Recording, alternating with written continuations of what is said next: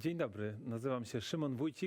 morning, I'm Szymon Wójcik. A very warm welcome to you on day 2 of our Jubilee 15th edition of the conference Keeping Children and Young People Safe Online. Very warm welcome to all of you who were with us yesterday. A very warm welcome to those of you joining today. Stay with us and be active. Do ask your questions in the chat window and stay with us. We try to follow your comments, your questions, and relay them to our panelists, our guests. Today we will start with a big boom, which will be related to cyber security, cyber safety, and cyber criminals. And I'm very happy that Adam Lange, IT engineer, the head of cyber headhunting global team in one of the largest financial institutions, and the hunter of cyber criminals, as he put it, in his leisure time. And in his presentation, he would like to offer advice to young people how not to turn into a young cyber criminal. May I hand it over to Adam?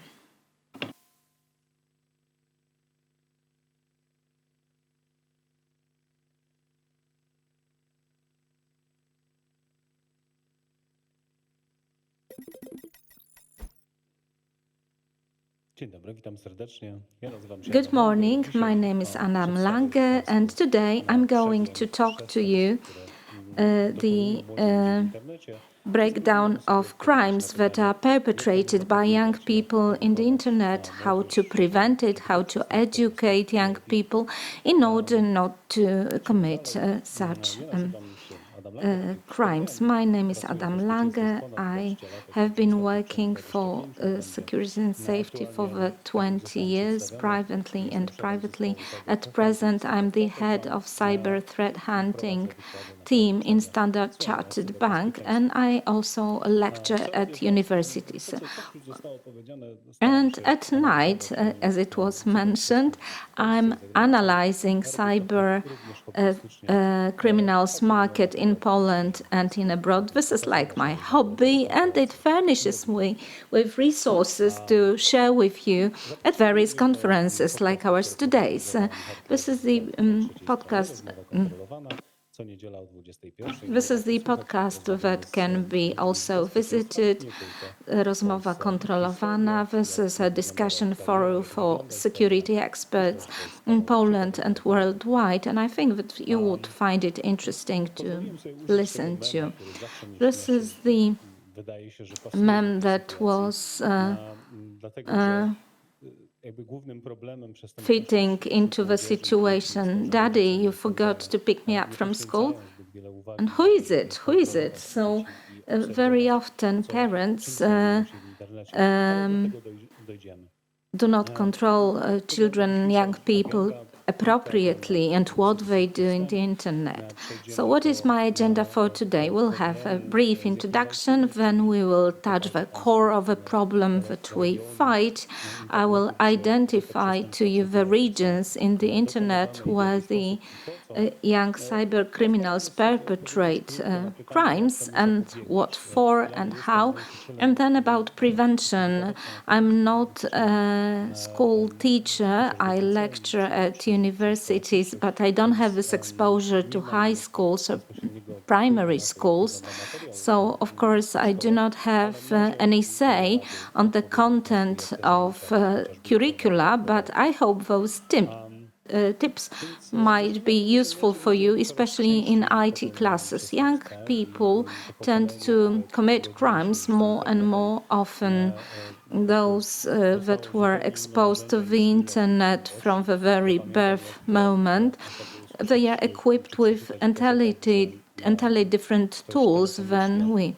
For instance, when we read on papers that someone called the school to say that a bomb was planted or a fire broke out and the school needs to be evacuated, nobody is doing this on telephone line anymore. This is done by internet, consciously and unconsciously, because some of the criminal activities are not really classified as criminal activities in the minds of young people and children. The internet gives us the sense of impunity and being anonymous.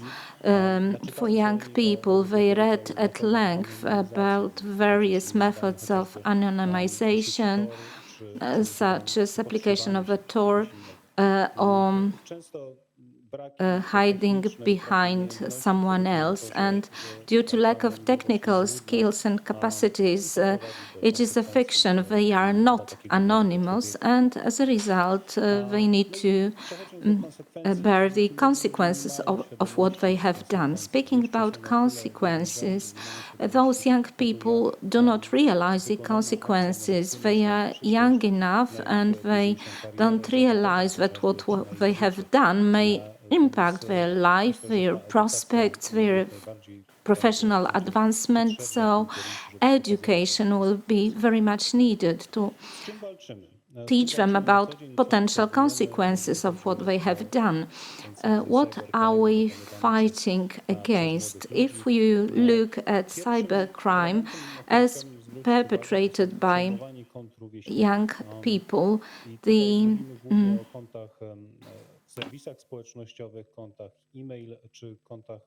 taking over of accounts of their peers is one of the most extensive activities or most frequent activities that is committed. So what for? What for? Well, to get into chats, to get hold of pictures, chats, and to read certain gossips, like call to girls talk on chat on a subject, and they want to take control of someone else's account. And if you break into someone else's account, you can know more, and this is the temptation. So this is the attempt to seize data, to eavesdropping in a way, to eavesdrop in a way, and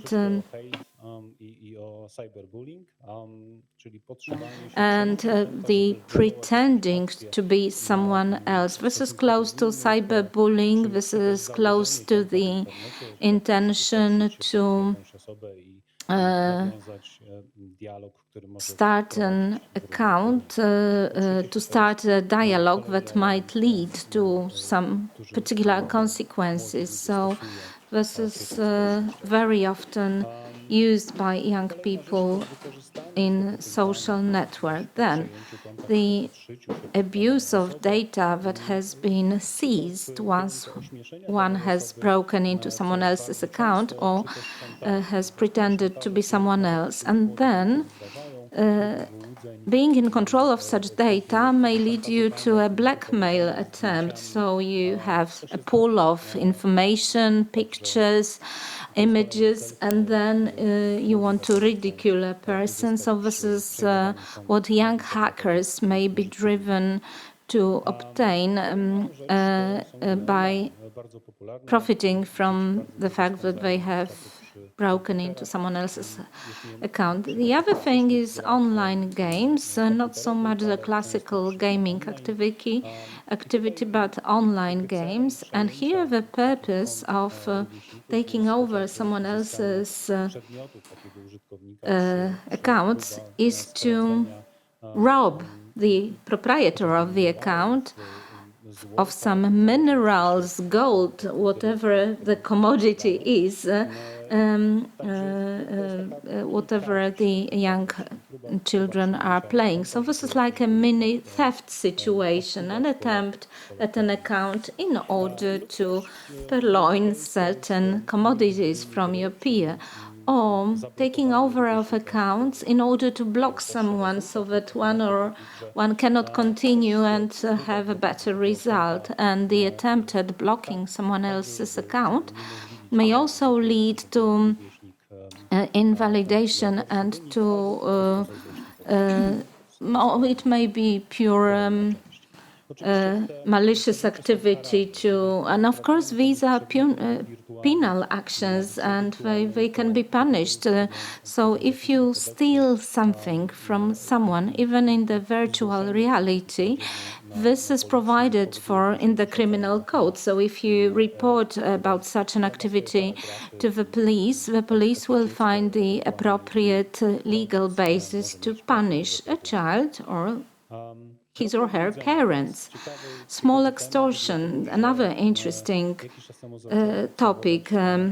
I started seeing that especially in the days of pandemic, when you are stuck on computers, the pool of minor small-scale extraction has grown.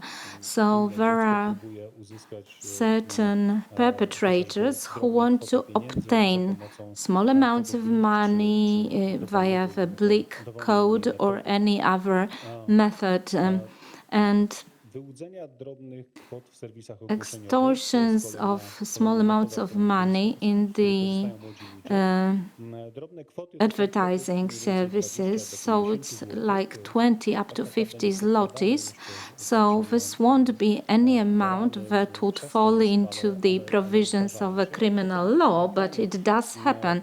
This is really happening in real life. This is like a piece of conversation where the son of my friend wanted to buy in one of the advertising services access to the internet online game account, and PaySafe card received the payment due. This was to the tune of 20 zlotys, if I remember correctly. And once the 20 zlotys were transferred, this account was blocked by the thief, and the kid was short of 20 zlotys. It's only 20 zlotys, like €5, but this may pull up to substantial amounts of money, and these are extortions that are perpetrated by children at the detriment of other children, selling games, selling access to accounts taken over, and these are sources of profit. Also, seizing the access or taking over the access to someone's email account or Facebook account or any other portal, and this is then offered on the market. Young criminals want to sell it to someone else. So in this particular example, this account probably never existed, but some accounts whose access are on offer are accounts that were stolen, where they have obtained the login and passwords of the user, and this is offered against small amounts of money. And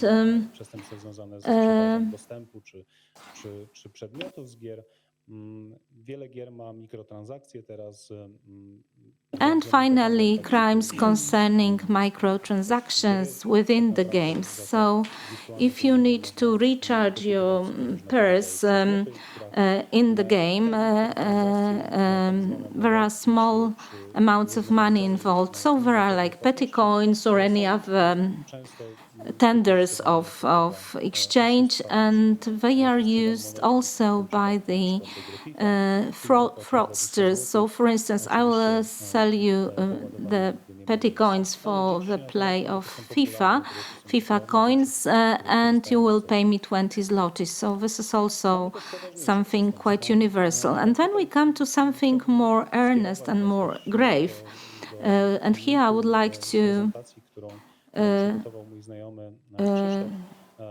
show you the presentation that was prepared by Krzysztof at the Semaphore conference, where there was breaking into the Wola hospital by a teenager, and very similar scenario was used. Young criminals sometimes are not very skillful, but they have certain competence in the basic functionalities. So they are tempted to break into various systems and to abuse the systems. But let's listen to Krzysztof, who is relating for you from the very beginning this virtual burglary and communication with the fraudster, because the criminal felt scot-free, but you will find out what happened. Another serious crime perpetrated by young people and children, young people more than children, because this is more sophisticated, is phishing. So log in to services that provide such services as streaming, Spotify, Disney+, Netflix, and trading with the taken over accounts. So this is the entry point, the trading in stolen access, and this is done in the internet fora, in the internet groups, but this is also available in famous auction or sales platforms where you can simply buy access to such streamlined services. Let's say that Netflix is, say, 50 zlotys per month, and you can buy access to Netflix account at 5 zlotys in various services. So this is a major difference, isn't it? So it should really be ringing, should really be alerting someone, why is it so cheap? Why does it come so cheap? So this is another temptation for young people, just to trade and earn money. In the previous link of Krzysztof's short film will tell you the story of a young man who wanted to use the hospital's infrastructure in order to extort certain money from Spotify. This was a teenager, and you will find out more about it when you see this little film. And cyber anarchy, something that is gathering momentum in Poland. So this is like alerts, like young people provoke bomb alerts in schools, kindergartens, and recently at the first day of school, we had a number of instances of such false alerts. I do not know why young people would do that. I have no slightest idea what drives them. In the past, this was a way just to postpone a test or some difficult exercise, and they were calling schools with fake alerts of bombs or other explosives. And right now, this is just to create havoc, and very often, if we look at who is involved, it is teenagers. It is teenagers. They think they are anonymous, but some of them have been identified already. Cyber anarchy is highly detrimental, but it tends to attract young people online.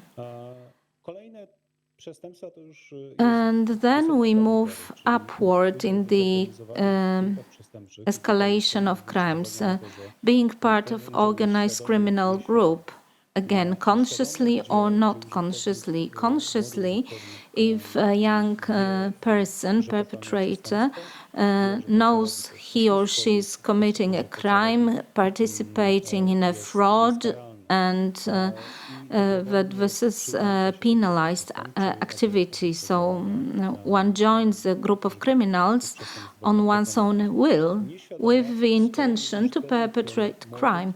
And there will be also unconscious perpetrators who think they take part in the affiliation program, or that one is earning additional money through transfers or through performing activities, because on one of the portals one read that you can have a quick 100 zlotys per day. All you need to do is da-da-da. And there are young people who are quite captive and participate in such groups. What you can see on the screen is the very popular fraud involving cryptocurrencies and OLX advertisements that were put up by organized groups in order to perpetrate investment fraud. Sometimes young people think that this is part and parcel of an affiliation program, but then they are redirected to some third site, and if you recommend it, you will earn money. And some of this is simply a fraud, and the scenario will develop differently. And it really attracts young people because apparently they think they are not doing anything bad when they open new websites and they are part of an affiliation program. Money laundering. Young people often unconsciously take part in money laundering, not knowing that there is nothing like a free lunch in the world. And they are tempted by various social media, social services, and they sell their own data or they sign virtual agreements online. They have an impression that they were legally employed, and actually they are just used as fake operators, and the only way for them is to continue to work consciously for such a criminal group, or if they have been discovered, this is the only way to cleanse them of all the involvement with criminal groups. And there are also other crimes involved, like violation of copyright law, as piracy. And piracy is fading away. It was a plague of the 90s, and at the beginning of the 21st century, now that we have good anti-piracy installations also for online gaming, it no longer pays. But now and then they are tempted by torrents to download various copyrighted songs or films, and they do not realize that this is a violation of law and that it is penalized and can produce harsh consequences on them and on their parents. And finally, hate crime and cyberbullying. This was mentioned during yesterday's proceedings of this conference. This is a massive problem. It is related to the previously enumerated crimes such as extortions, taking over of accounts. This is a real conversation. Mind you, this is the same person whose son was tricked into buying access to the game account. And here he was bullied online, and there were like punitive threats that were to be penalized, and a child who thought that it was not to be punished engaged in such hate speech, and the parents reacted immediately. The perpetrator was identified, but it turns out that he continues to be very difficult, and it will take a very long time for his parents to work with in order to realize that such crimes are not to be condoned. And what we can do as parents, how to fight this phenomenon, and what can we do? This is a very difficult question. In my mind, there is nothing like golden mediocre, and there is no place, there is no single way that would put an end to all such crimes and would reset the child's mindset or imagination or lack of imagination. The only idea I had when preparing this presentation and following what is happening on that market, IT classes must change, might perform a whole U-turn. It's not enough to get kids sat in front of a computer to teach him or her some word basics or paint creation. No. This needs to be like exploration of the internet world from the beginning to end, including crimes and the consequences that the crimes will entail. Another thing is that educators, but that can be parents as well, teachers, parents, whoever is in charge of education, they need to comprehend this technology. And this is a problem because on many occasions, parents or teachers will not understand how the matter they are teaching, and they don't know how to protect their children. Let's have a look how many of adults will be easily falling victims of various malicious software, false investments, phishing. The adults do not know how those schemes work, so how can they possibly teach their children effectively? So educating the adults or educating children via adults, via educating adults, this would be most desirable in order to minimize the risk of all the cyber crimes. Informing about temptation in the digital world, we have to make young people aware that the temptation of making money easily or gaining access to something at a low price and in a completely anonymous way is misleading and may not be true. And victims of these can also take part in perpetrating bigger crimes while taking part in some minor activities. We should also be able to inform young people about the true consequences of the activities.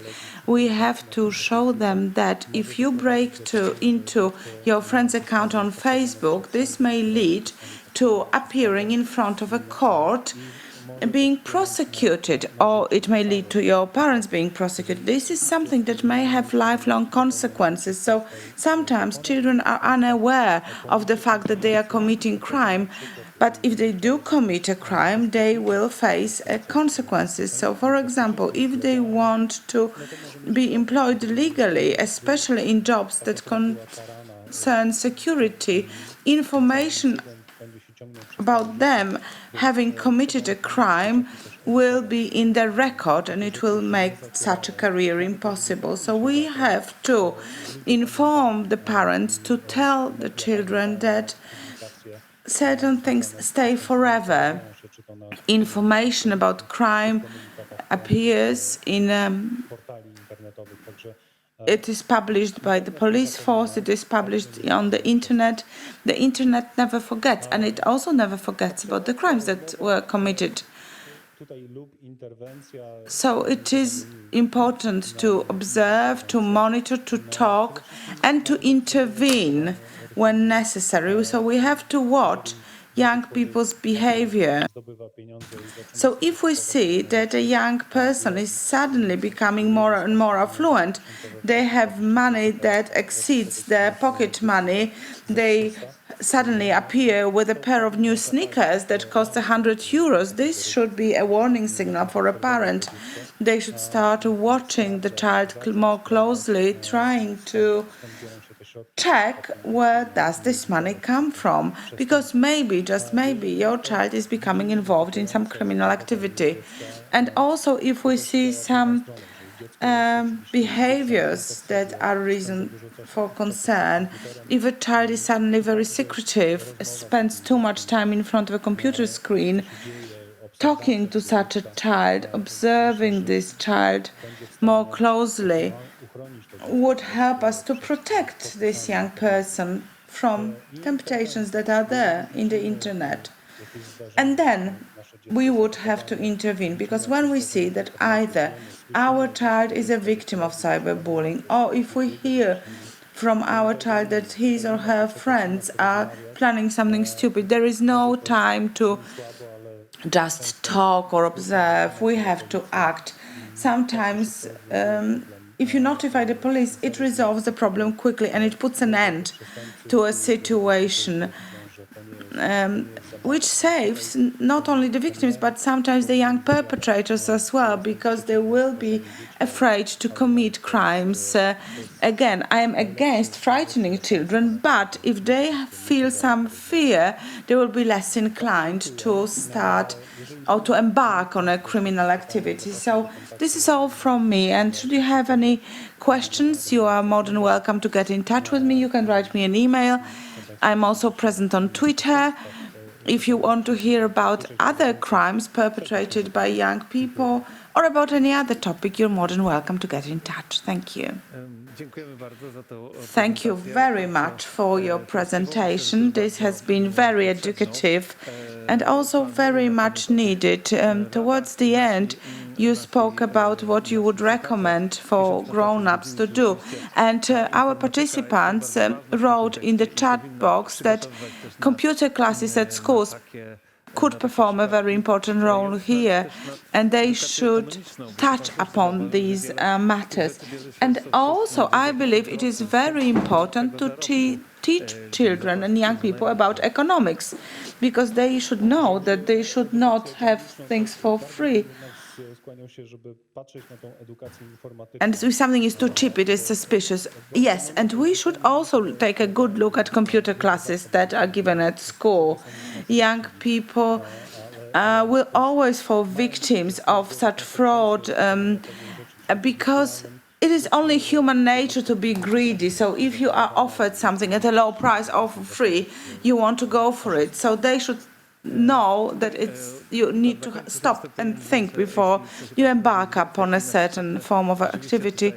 Yes, indeed. Our participants wrote that they would like to find out more about the subject of your presentation. So Madam Olga wrote a question: what are the other sources of such information? Could you recommend some literature, or how to find out more about criminal activities of young people? Well, it would be good to read internet portals that deal with security. Sometimes they do not specifically speak about young people's criminal behavior, but you can find out information about this and build a picture about that presents the situation. And I'd be more than happy to also be a point of contact for you. So if you need more information, get in touch with me. Well, thank you very much. Thank you very much for taking part in our conference. Usually you take a part in specialists conferences, and today we are dealing more with the realm of education. Thank you. And now we shall hear another presentation, and this is our exceptional guest, as despite the pandemic, Alia Pagin decided to fly to Warsaw, especially to take part in this conference. For over 20 years, she has been a lecturer, an educator, specializing in media education. She lectures in Frankfurt on Main. She's been lecturing at university, and she's also a part of a foundation that fights against fake news and disinformation.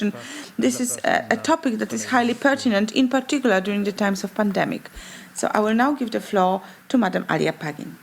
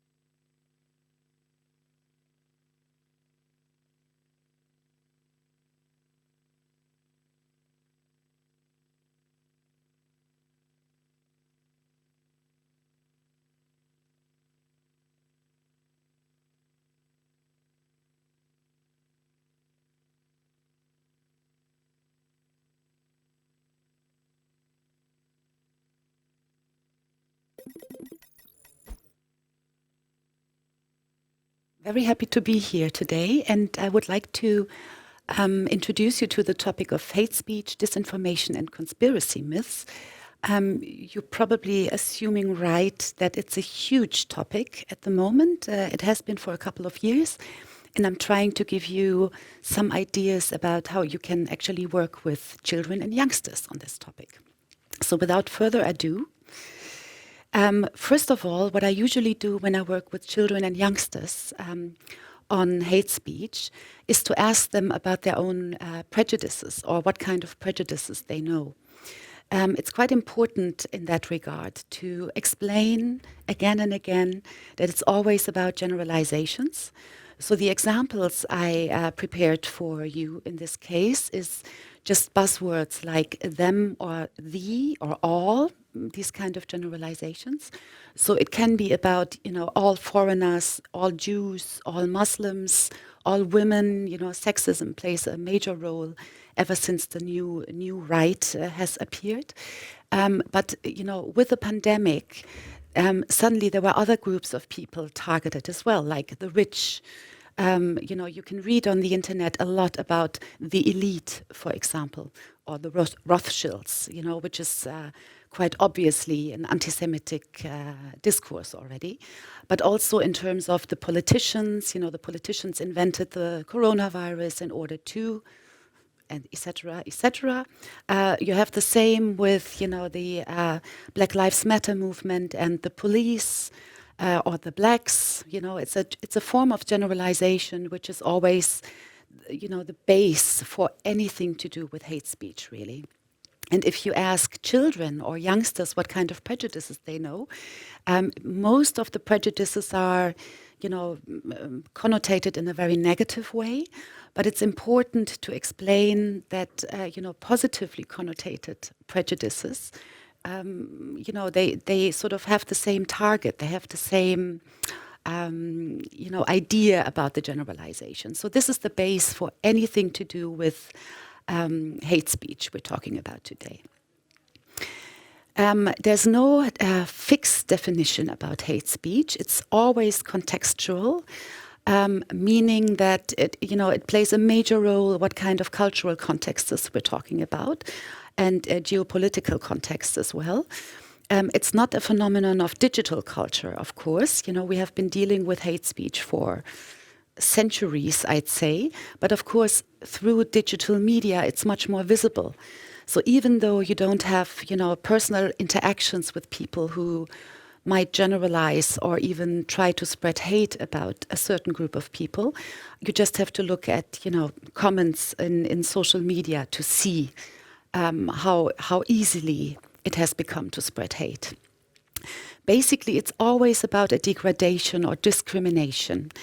And this happens a lot through the means of fake news, disinformation, and or conspiracy myths. You can't really divide those two phenomena, Conspiracy myths have a lot to do with disinformation, and this is a very easy way to actually get the attention of people, especially in digital media. I will give you some examples later on.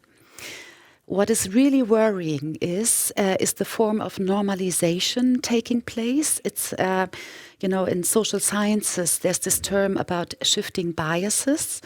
So when I talk to people, a lot of people would actually tell me that, it's quite normal to see hate comments on the internet. And this is already a big problem because it's not supposed to be normal. So this form of normalization already is a big challenge for civil societies. And we shouldn't forget about the correlation between a mindset and actually acting out. If you remember the right-wing terrorist attack in Christchurch, for example, where a young man was, going into a mosque and killing, I think, over 100 people. Or even though in Germany recently we had the attacks in Halle and in Hanau, for example. You have the same in terms of extremists, with fundamental religious mindsets.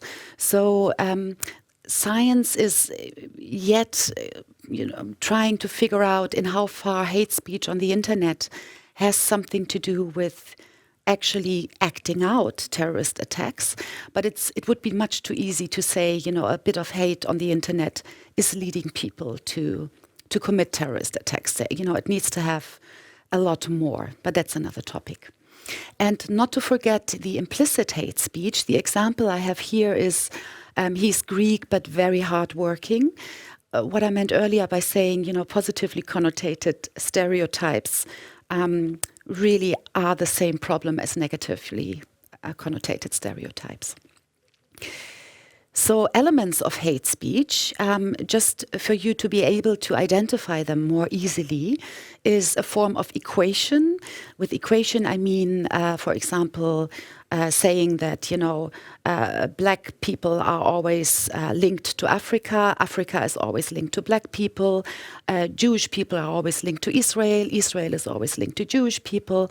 This form of equation is already an element which is very difficult in this regard. Conspiracy myths. I'm going to talk about conspiracy myths a bit more in a second. A form of derealization through disinformation. Basically, for example, claiming that form of generalization again. All politicians want us to be in lockdown, for example. And very importantly, the us and them discourse, the imagined collective and othering. So by saying, us as an imagined collective, we are automatically excluding people we do not consider to be, part of the, cultural group or religious group or whatever, really. And last but not least, the normalization of existing forms of discrimination. Highly problematic because what's happening is there's a victim-perpetrator shift. So I give you a very concrete example, and a lot of young women I work with are, confirming this all over and over again. A classical example is, if she's dressing in this particular way, she doesn't need to be surprised by being sexually harassed, for example. So it's a victim-perpetrator shift, and it's a reversal of what's actually happening with forms of discrimination. What are we talking about, or why are these three phenomena interrelated? If we're talking about disinformation, conspiracy narratives, and hate speech. Well, like I said before, fake news as a disinformation strategy is being, put out there, not only on the internet, in order to ideologize or propagate hate. So a conspiracy myth or a conspiracy narrative, what it always has as at its core is a group of whatever is responsible for. That's the core of any conspiracy narrative. So, for example, with the pandemic, a group of scientists have invented the virus in order to, spread chaos all over the world. So it's always a group of people being made responsible for something which in general is not good. We're talking about situations which are worrying, or at least they feel chaotic. What we say in social sciences about this phenomenon is it's group-focused enmity. And group-focused enmity always leads to hate in the end. So just for you to grab how these phenomenon are interrelated and why you can't really separate any of these topics we're talking about today. So what are we talking about if we talk about conspiracy? Well, first of all, experts use the term ideology, conspiracy ideologies, in order to emphasize ideological abuse, which I think is very important in this regard. Typical structures of any conspiracy myths, and it doesn't matter what we are actually talking about. Like I said before, a group of religious group, sexual orientation, specific looks, etc., is responsible for, and it's always a bad state of affairs.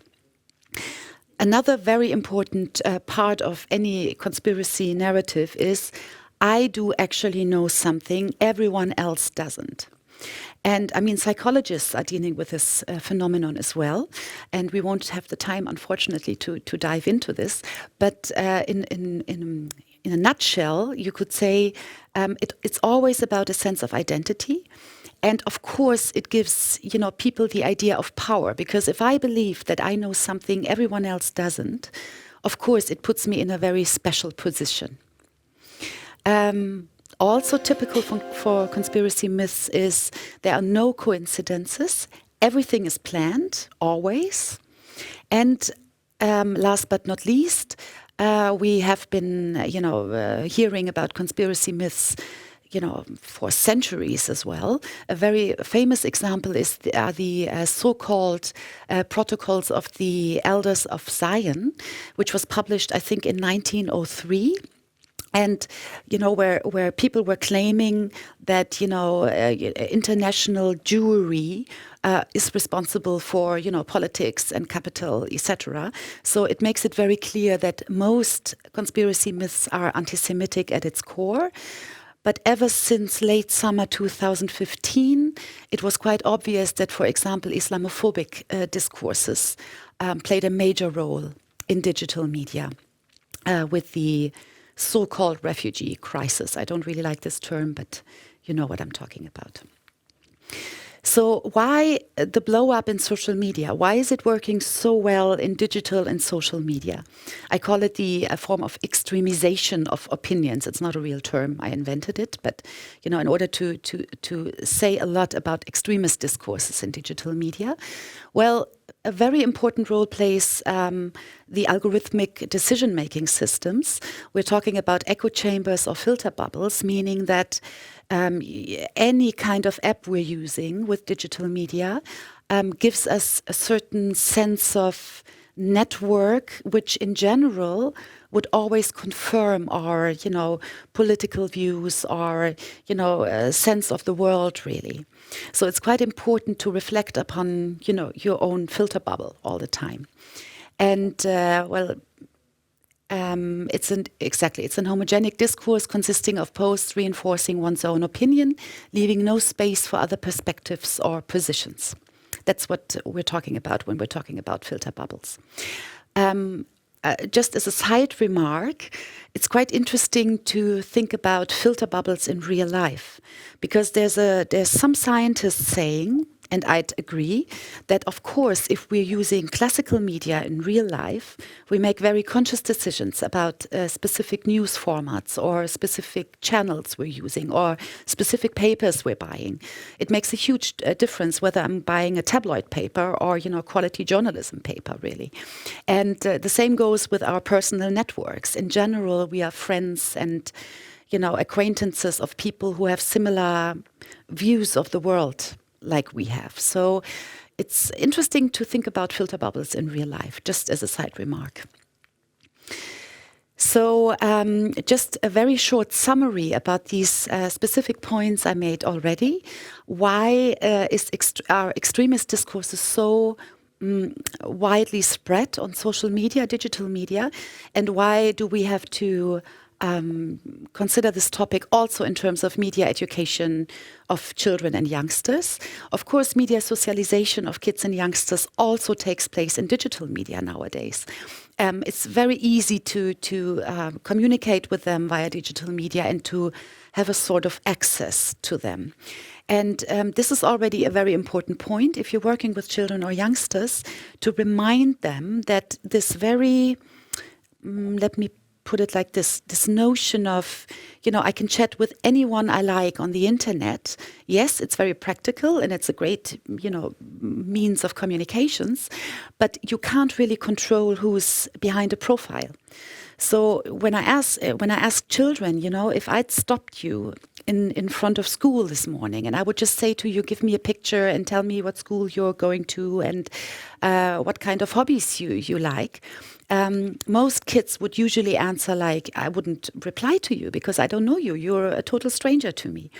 On the internet and in digital media, there's a different notion regarding communications. And, everyone with an extremist ideology, wouldn't wouldn't demonstrate it in the first place, of course. So a lot of people with, dangerous ideological mindsets would try to access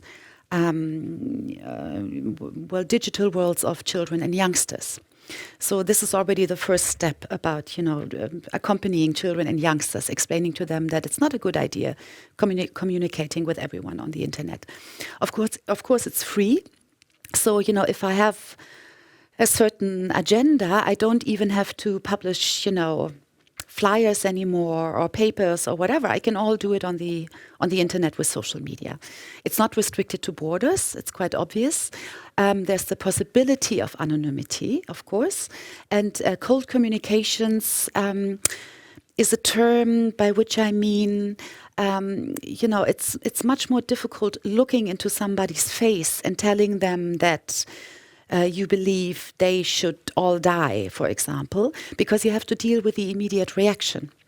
If you do it via typing, it's much more easier to spread hate. And that, of course, plays a major role in why so many people or allegedly so many people on the net are spreading hate. And why so successfully? Because, and that's, the topic of this entire conference, it's all about media literacy. I mean, if you're being too uncritical with information you find in digital media, there's a slight possibility that you might actually believe in disinformation or even spread it. The operators of website can't control content, of course, regarding the millions of posts being published every day, for example. So they use algorithms, and algorithms, are not, they're a means of controlling content, but they have their, let's say, there's a lot of work to do on algorithms still for different reasons. And of course, there's different jurisdictions. Every country has, different laws against specific contents, and especially because hate speech has no real definition, it's even more difficult.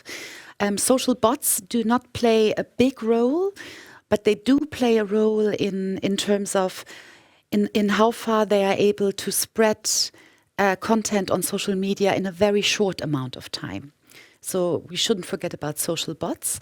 And a very important note at this point is, and I think it's very important, children and youngsters do not produce disinformation or conspiracy myths.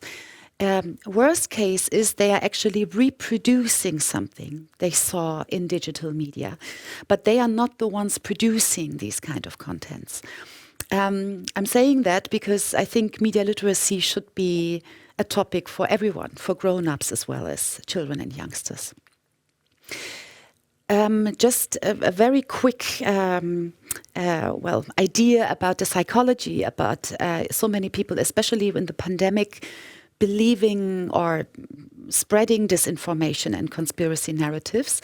It has to do with tolerance for ambiguity. It's a term from psychology, and what it means is tolerance for ambiguity can be defined as the degree to which an individual is comfortable with uncertainty, unpredictability, conflicting directions, and multiple demands. Tolerance for ambiguity is manifest in a person's ability to operate effectively in an uncertain environment. To put it the other way around, if in times of chaos, in times of big insecurities, the higher your level of tolerance for ambiguity, the less likely you will fall for conspiracy myths or disinformation. And very practical examples for our tolerance for ambiguity is democratic structures and processes, as well as the pandemic right now. This is an example of a demonstration. Well, there were several demonstrations taking place in Germany in the last 1.5 years, ever since the pandemic. And this was, quite controversial. And it was quite controversial. It was somebody wearing a yellow star. You all remember or know about the yellow star. But it says ungeimpft. as a sign. And what it means is that, people won't or don't want to take the vaccine, and they compare themselves with Jews during the time of National Socialism in Europe. So this is a good example of how disinformation, conspiracy myths, and in the end hate, or at least the relativation about the Holocaust is taking place all in one symbol. And several parts of Germany have actually forbidden this kind of symbol, but not all of them. And this might be a good starting point in order to talk about this topic with youngsters. So what I'm going to show you now, because time is running out, is something I developed in order to work with children and youngsters on this topic. It very much depends on the age group and how far you can, of course, go into this intellectual process of analyzing and deconstructing. But what I'm going to show you now, I already did with 8-year-olds, and it worked fantastic. So what I'm doing is I'm explaining to children and youngsters in how far they can identify disinformation very easily when they're, using digital media. And it's quite easy, actually, because, and you all know it from tabloid papers, for example, if you have lurid titles, if you have an excited, emotional language, tabloids are always about emotions. If you have missing sources for alleged facts, if the text or video will only be displayed after clicking on an external link, for example, in social media, if you have combat terms like lying press, or offensive and shocking photos. And, if you already have conspiracy myths as well that are propagated as facts, you should be very, very, very alert. This is something this kind of list I took from an Austrian newspaper. They published it, I think, in 2015 already. And what I added is if you have a question mark or an exclamation mark in a title, you should be very careful. And of course, what I said in the beginning of this input, any form of generalizations about social, religious, ethnical groups, whatsoever, very problematic. And this I explain to children and youngsters. And what they have to do then is they should produce fake news or disinformation themselves, orientating themselves with these points. And I brought you 2 examples just to give you an idea how kids are dealing with this kind of homework, or however you want to call it. The first one is, this was a 7th grade in a Frankfurt school. And I think they did a fantastic job. The title says, every 3rd, 5th grader in Frankfurt is taking drugs. Then it says, underneath in a very, tiny manner, like you can see here, there's proof by photo, which I think is hilarious because you can't really see anything on this photo, but the kids obviously understood how important it is to use pictures in order to emphasize a specific information, even though the picture has nothing to do with the allegedly information, really. And then they invented something, a teacher was saying, kids are suddenly very good in school, but they all have red eyes. And then they quoting a 10-year-old saying, I feel very good. And what is so nice about this way of actually teaching children and youngsters how disinformation works is, first of all, it's a lot of fun for them because they're allowed to do something which they shouldn't really do in real life, obviously. And second of all, in this case, this was, I think, 4 years ago or something. In this case, the school actually made an exhibition out of it. So other kids would see this disinformation and, the artists could explain why this is a false information, really. And I remember teachers standing next to me saying, this is a 7th grade class, how can they... What do they know about drugs, So it also gives you an idea about what the kids are basically dealing with in their minds and what kind of stuff they see in digital media and in classical media as well. This another example, but I'm not going to go into detail, but same idea and same result really.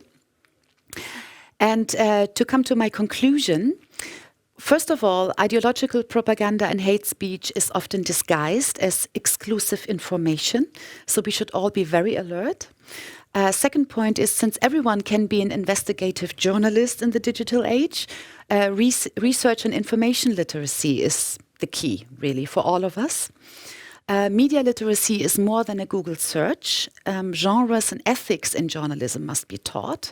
It's very important to think about them and to talk about them. The form of normalization of discriminating language online is a challenge for all of us. It shouldn't be normal in any case. And filter bubbles and echo chambers must be reflected upon. And that goes for everyone, not only for children and youngsters. So what kind of strategies can we use? First of all, and that's the most important point in anything to do with media education, media pedagogy, children and youngsters need space and support when it comes to their media use. They need support in order to be able to deconstruct and analyze media content. The point I already made is media literacy for all. It goes for all of us, not only for children and youngsters. Basically, it's all about civil courage, online as well as offline. And it needs all of us to have this civil courage. It might be a good idea to actually check national laws in order to decide whether some content in digital media is a criminal offense or hate crime and needs to be reported. You can always consult with national info centers on hate crimes. In the last couple of 2 or 3 years, there were a couple of them all over Europe. They're actually helping you if you're not, sure if something might have to do with hate speech or hate crime. And counter speech, as my last point, yes, it is important to do counter speech, but I wouldn't recommend it to children and youngsters because we're talking about partly violent groups, and most grown-ups I know can hardly deal with a shitstorm. And for children and youngsters, they can't really. Counter speech is not a strategy I would always recommend. It is important, but not in every context. And that's it. Almost on time. This is just my email address. In case you have further questions, you can contact me anytime. And now I'm very happy to wait for your questions.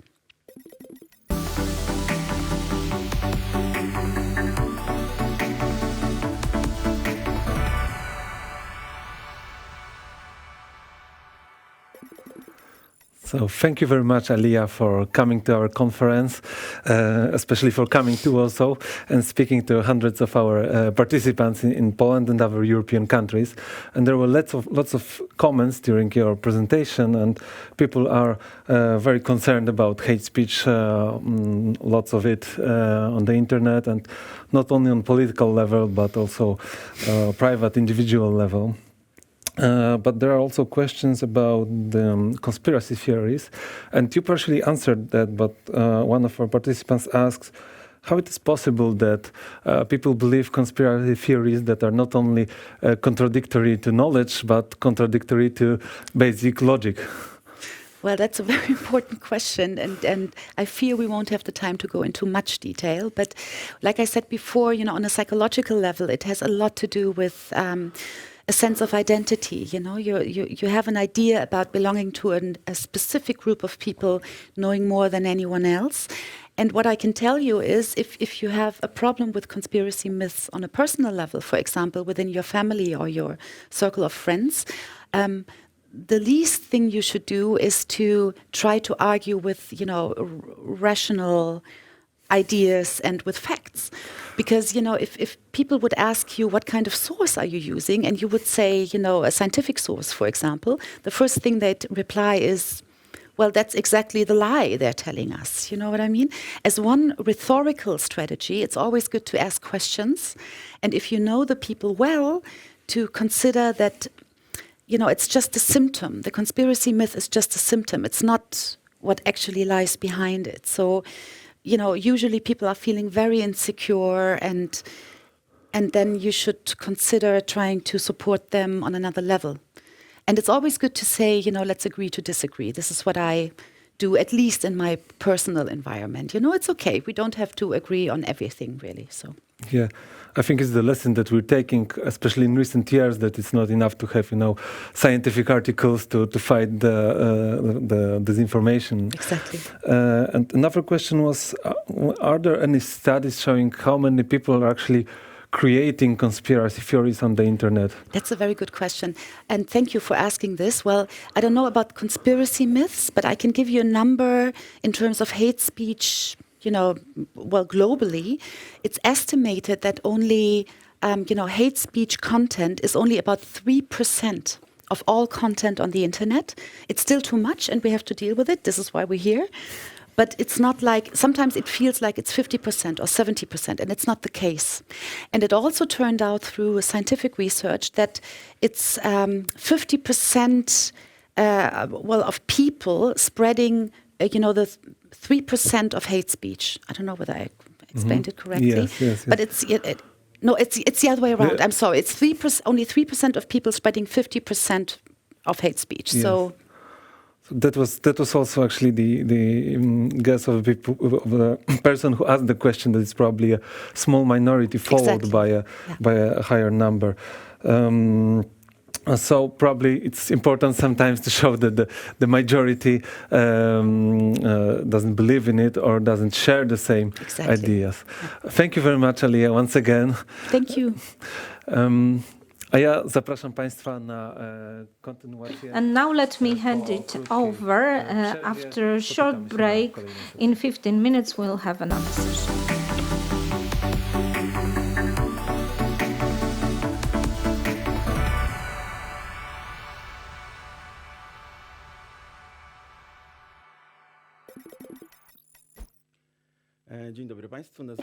Good morning. My name is Łukasz Wojtasik. I'm the coordinator of Children Empowerment Foundation, and we work for the benefit of the conference Keeping Children and Young People Safe Online. And I will be moderating the session for you. Problems with body image online and self-presentation online. And this is an extremely important topic, given how extensively young people, children use the internet and social networks, and how important certain role models are for children, for young people, and how they drive them in their online and offline life. We will have 3 speakers, 3 presentations. The first presentation from Kate Jones, who is Deputy Director in ChildNet International, the organization which handles safety, educational and prophylactic preventive contents targeting children, parents, professionals, the organization that is part of British Centre of Safer Internet program.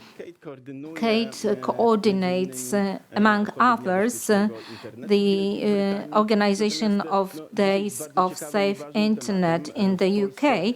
And today we know that in Poland more than 43% of children from 11th to 18th year of age have encountered pornography, and the older you get, the greater exposure is. So we speak about the problem, but let's also look how to prevent. Thank you, and let me hand it over to Kate.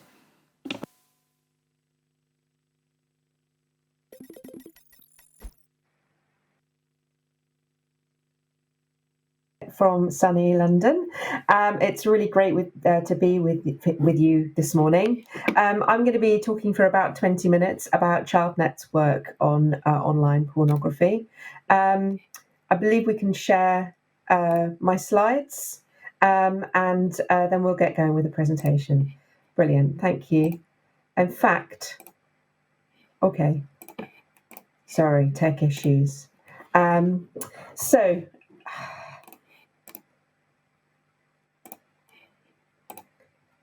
Okay, I think I've got the hang of it now. We've been doing a lot of work at ChildNet over the years to work with young people to think critically about pornography and healthy relationships online. A very quick introduction to what we're going to be talking about today. So I'll very quickly cover a few bits and pieces that we know about young people's experiences of online pornography, and then we'll look at ChildNet's work in this area. 3 different pieces of work that we have been developing recently. So just to really quickly give you an introduction to ChildNet itself, what we do, we are a children's charity and one of 3 charities that makes up the UK Safer Internet Centre. Youth Voice is at the heart of all we do, and we provide education, advice, guidance, support for young people, teachers and families across the UK. We run lots of education sessions in UK schools, so we're out in schools every day talking to and listening to young people, parents and teachers as well. We coordinate Safer Internet Day in the UK. That's a key part of my role, which now reaches over half of young people aged 8 to 17 in the UK. And we create lots of free teaching and learning resources. So we've heard already about the Polish perspective. Many young people have encountered pornography in Poland. What do we know about young people's experiences of online pornography and relationships online in the UK? So according to recent research, pornography is quite normalised amongst young people. Around 2/3 of teenagers aged 14 to 15 have seen it. And a significant proportion of younger people and younger teenagers come across pornography unintentionally, stumbling across it or being shown it by a peer. Children are also stumbling across violent pornography and they can be upset or disturbed by it. And there is a tendency for girls to be more impacted or more concerned with aspects of online sexual harassment and online pornography. And particularly that comes to light through research we've done with young people about online sexual harassment. Fundamentally, and most importantly, children believe that pornography could influence sexual behaviour and attitudes towards consent. And this is where the education piece comes in. What we're interested in ChildNet is the impact that exposure to pornography can have on young people's perceptions and how they interact with their peers. So our work in this area at the moment is threefold. First of all, we've produced a fantastic toolkit which covers online pornography and other topics as well. We've been running a project called Project D-Shame along with colleagues in Denmark and Hungary, looking at online sexual harassment.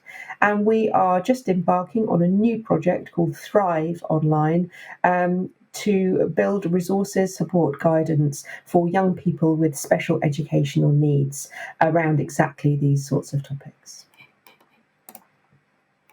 So first of all, to just look at the PSHE toolkit with you, we've created some great resources for ages 11 to 14 on pornography, healthy relationships and body image. At the centre of these are a series of talking heads, young people whose it's voiced by actors, but based on the real feedback and experiences of young people who we've talked to, reflecting on their experiences of coming across pornography, of their experience of body image online, and really thinking about what their reactions are as a starting point to get young people to critically assess the impact that these aspects can have on them. Just to take you very quickly through how we develop our materials, we always start off with research, talking and listening to young people. Thank you. And for us, I think our research in this area really threw up a clear need for resources that help challenge young people to reflect on online life.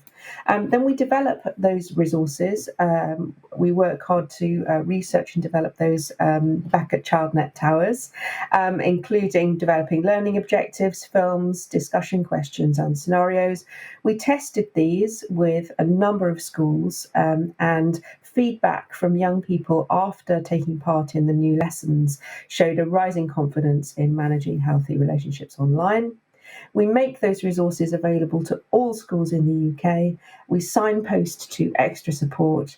And then after we developed this toolkit for young people, we went on to thinking about what we could add to it.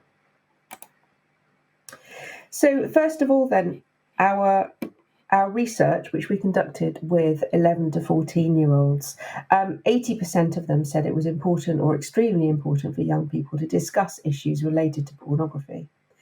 But only 15% said they knew where to go for reliable information, and a small proportion as well, only 23%, said that they could recognise the difference between the ideal body posted online and the reality of a realistic and healthy body. So while young people think it's important to talk about these issues, they're not necessarily clear about how or where that they can do that.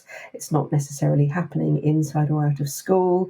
And the impact of that is that they aren't able to critically assess and analyse the impact that seeing unrealistic bodies or unrealistic experiences of sex and relationships, they're not able to critically analyse the effect that has on them and sort of realise that there's a difference between the myth and the reality. That's why the toolkit was called Myth or Reality.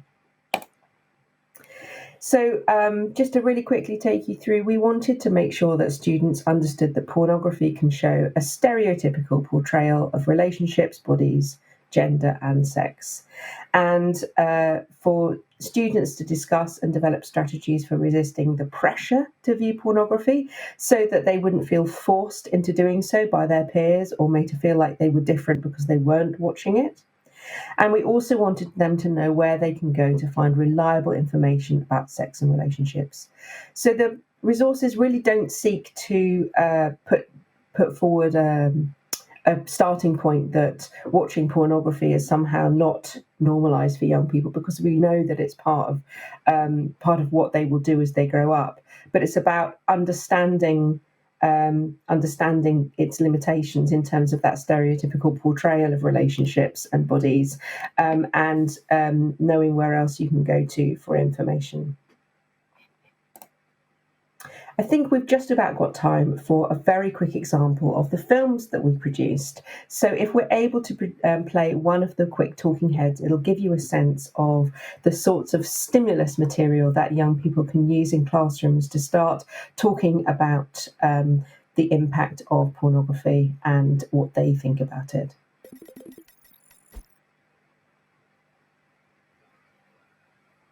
I don't get why people look at it. But then I guess some people might look at it to figure stuff out. Like my friend Sam, he watches gay porn because he's unsure about his sexuality. Says he can explore anonymously. He's not quite ready to tell other people just yet, so he goes along with the others because he's worried about getting picked on. Thing is, everyone goes along with it, whether they're into it or not, gay or straight. Like the other day, this kid was blatantly showing porn on his phone and didn't even consider for 1 minute that some people might find it embarrassing. Like, not everyone's into looking at that stuff. And I really hate the way some lads at school talk about girls. Like, they genuinely think porn is real. That this is what it's all about and that girls actually like doing that stuff. I find it really insulting.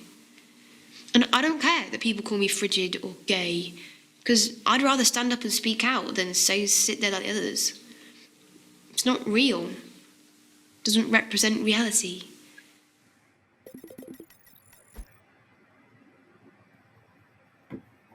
Thank you for playing that. That's great. So we hope that those short talking heads, which, like I say, are presented by actors, but whose words and script are based on the feedback and conversations that we've had with young people about this issue, help to open up discussions and, by responding to how that young person feels and the point of view that they're putting across, whether young people agree with it or not, it will help open up that discussion.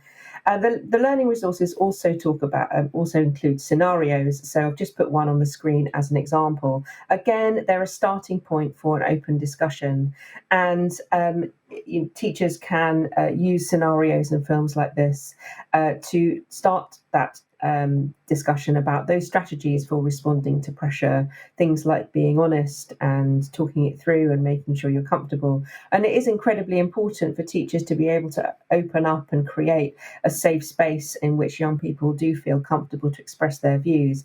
But in fact, by thinking about scenarios and by using those talking heads, it's a fantastic way to get young people to talk about things in general and to be able to respond to how somebody else feels. They don't have to share how they're feeling. They can talk about what somebody else's reaction has been.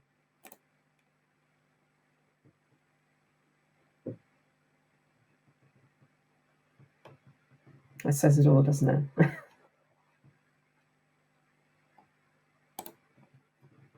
So we piloted with schools, and the vast majority of young people said they now felt more confident in supporting themselves and others with issues related to pornography, and many of them also feel confident in supporting themselves and others with unhealthy relationships online. So we know then that the resources that we're producing have a fantastic impact for young people, and we're able to make changes to those resources before they go live. And then finally, the what's next. I mentioned a few minutes ago that we're just embarking on a project called Thrive Online to build resources, support and tools that can empower young people with special educational needs and disabilities to build happy and healthy online relationships. That's a project supported by Google. We know that young people with special educational needs are often not included in online safety conversations. And we want to ensure that all young people are equipped with the skills, confidence and support to thrive online. We know that young people with SEND often require tailor-made support depending on their experiences, and that there is a need for teachers and families to have guidance to support young people with special educational needs as well. Thrive Online will provide free resources for all of those audiences alongside brand new peer education resources on exactly the same topics as our toolkit. So online pornography, body image and healthy relationships online. And we're really excited to be working with young people with special educational needs and their teachers to develop those resources, including, again, films, lesson plans and guidance.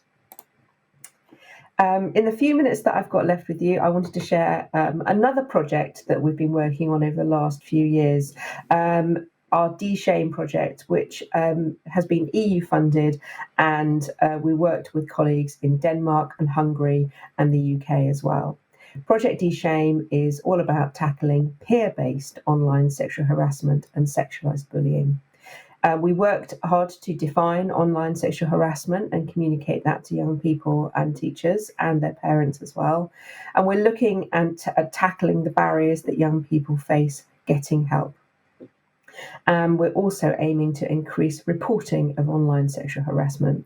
We know that this is an issue that impacts on a huge number of young people, and particularly in the UK, it's only been getting more prominent over the last year, with campaigns run by young people starting to talk about this issue in schools, and finally feeling like they can share their experiences. So although it's heartening to see young people being able to share about what they've experienced, it does show us that this is an issue that affects an enormous number of young people. So what do young people say on this issue of online sexual harassment? Well, 6% of respondents have had their nude or nearly nude image shared with other people without their permission over the previous year, while 41% have witnessed this happening. And a quarter of young people have had rumours about their sexual behaviour shared online in the past, with over 2/3 saying that girls are judged more harshly for this than boys.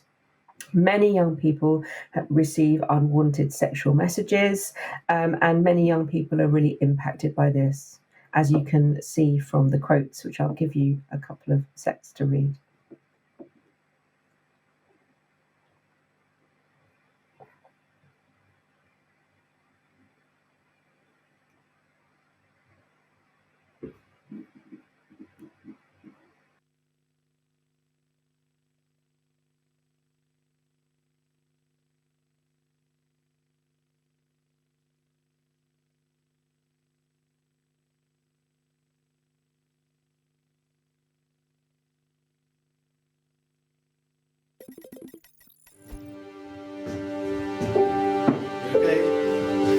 want to tell you.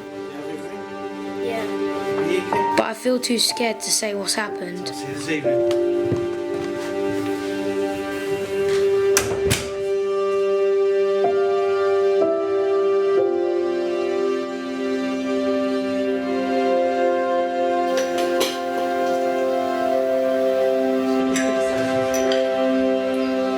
I want to tell you, but I don't want to let you down. I want to tell you, but I don't want to interrupt what you're doing.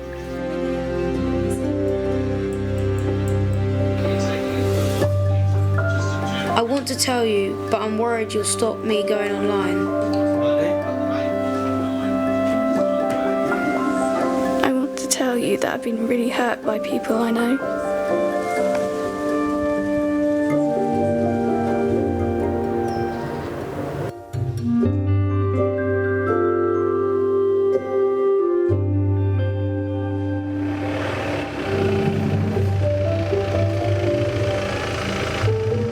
I want to tell you something.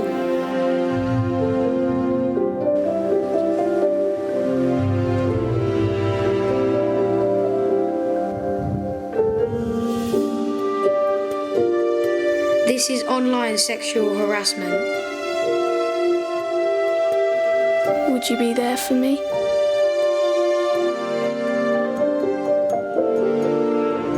Step up, speak up, and let's put an end to online sexual harassment. For more information, go to dshame.eu.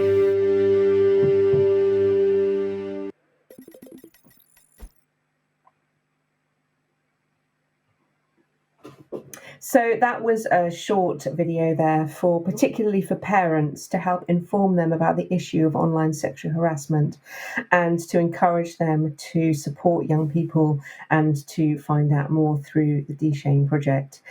We tested that with parents, made changes as a result. We always pilot before we send something live, but I must say it's done fantastically well in terms of engaging parents to find out more about this issue. Back to the project, and the project worked hard to define online sexual harassment in 4 different ways and then created learning tools for young people and support tools for parents to be able to find out more about this issue. We're also looking at the barriers and misconceptions that young people face around online sexual harassment.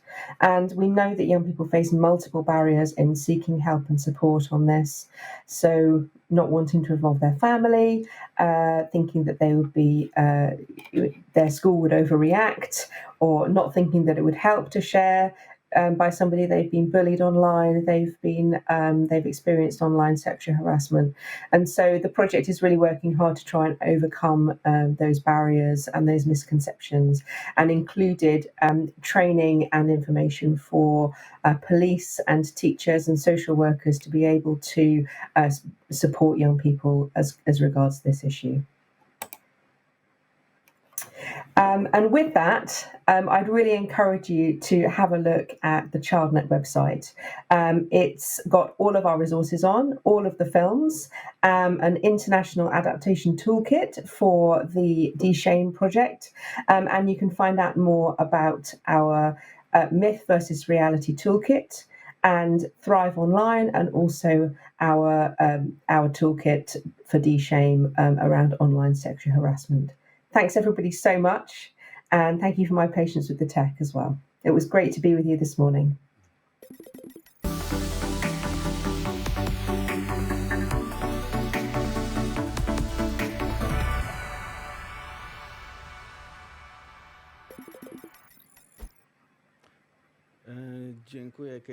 Thank you very much, Kate. This has been very interesting and very inspiring. It is also very pertinent, very important, because as we all know, this topic is very, very important. This is also demonstrated in the comments that we have seen in the chat box during your presentation. And let me quote, Zbigniew is asking, and he is saying, he knows it's a provocative question, is talking about pornography, not sexualizing children.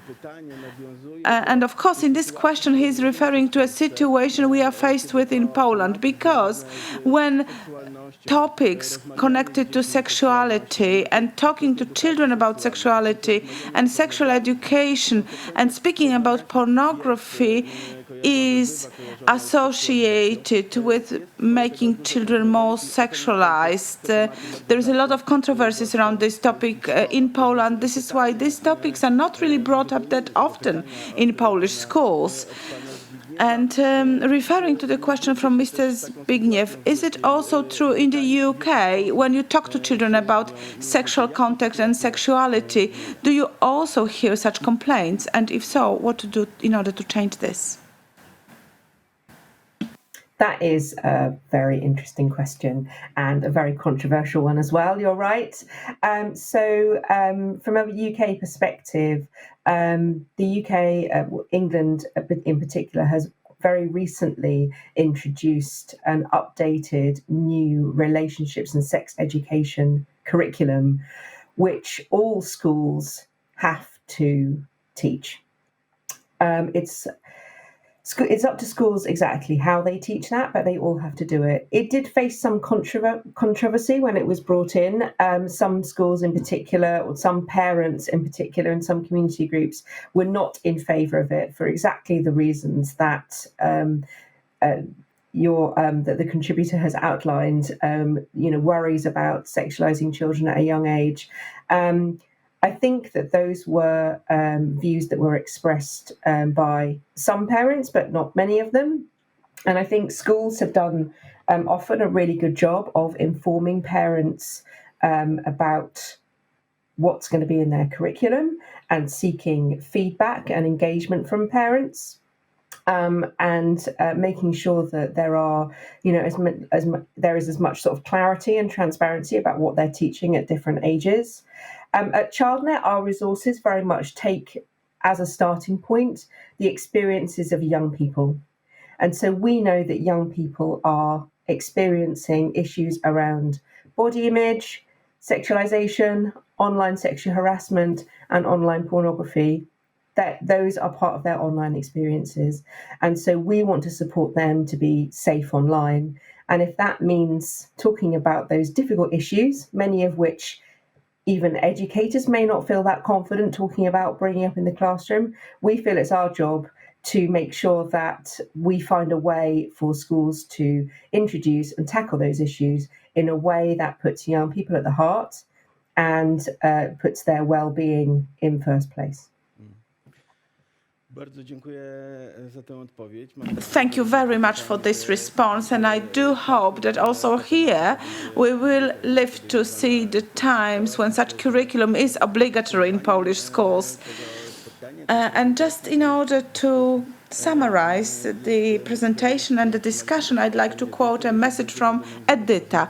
If we demonize speaking about pornography to young people, we will leave them all alone and they will look for clarification elsewhere in sources that are often not really desirable. So thank you very much. Thank you for your presentation. There were also questions about your email address. So there is a lot of interest in the materials, in the content of your presentation. So I'm sure you will receive messages from people who are interested in following up and being in touch with you. Thank you.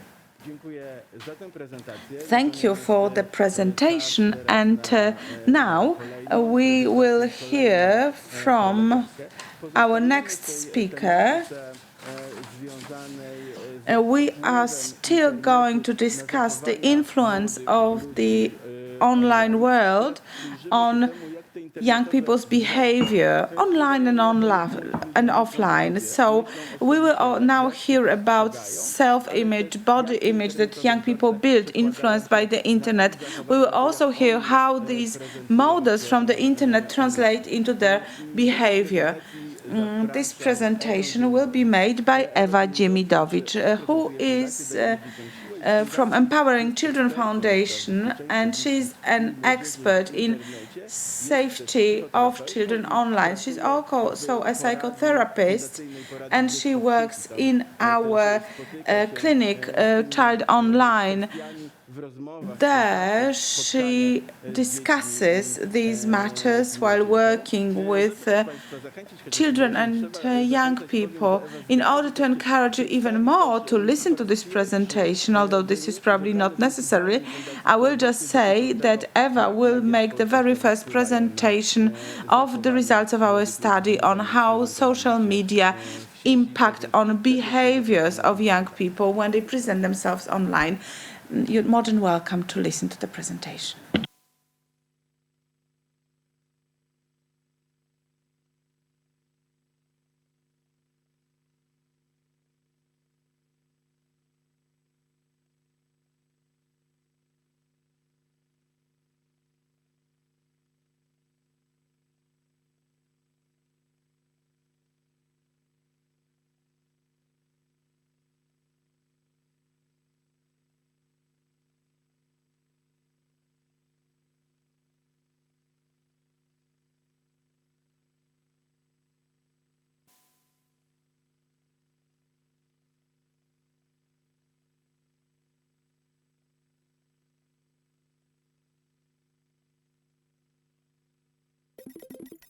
Dzień dobry Państwu. Bardzo się cieszę, Good morning, ladies and gentlemen. It is my great pleasure to be meeting you to address this topic today. Let me start by a trip to the past. I was 13, where for the very first time I thought that I'm fat. And I remember it, even if so many years have lapsed, in the during the routine testing, and when the nurse took my weight and my height, I felt shocked. I thought to myself, Jesus, there is too much of me. I must do something about it. And as she quit the room, I corrected this weight, and I didn't want to have other people perceiving me through the prism of those 2 digits.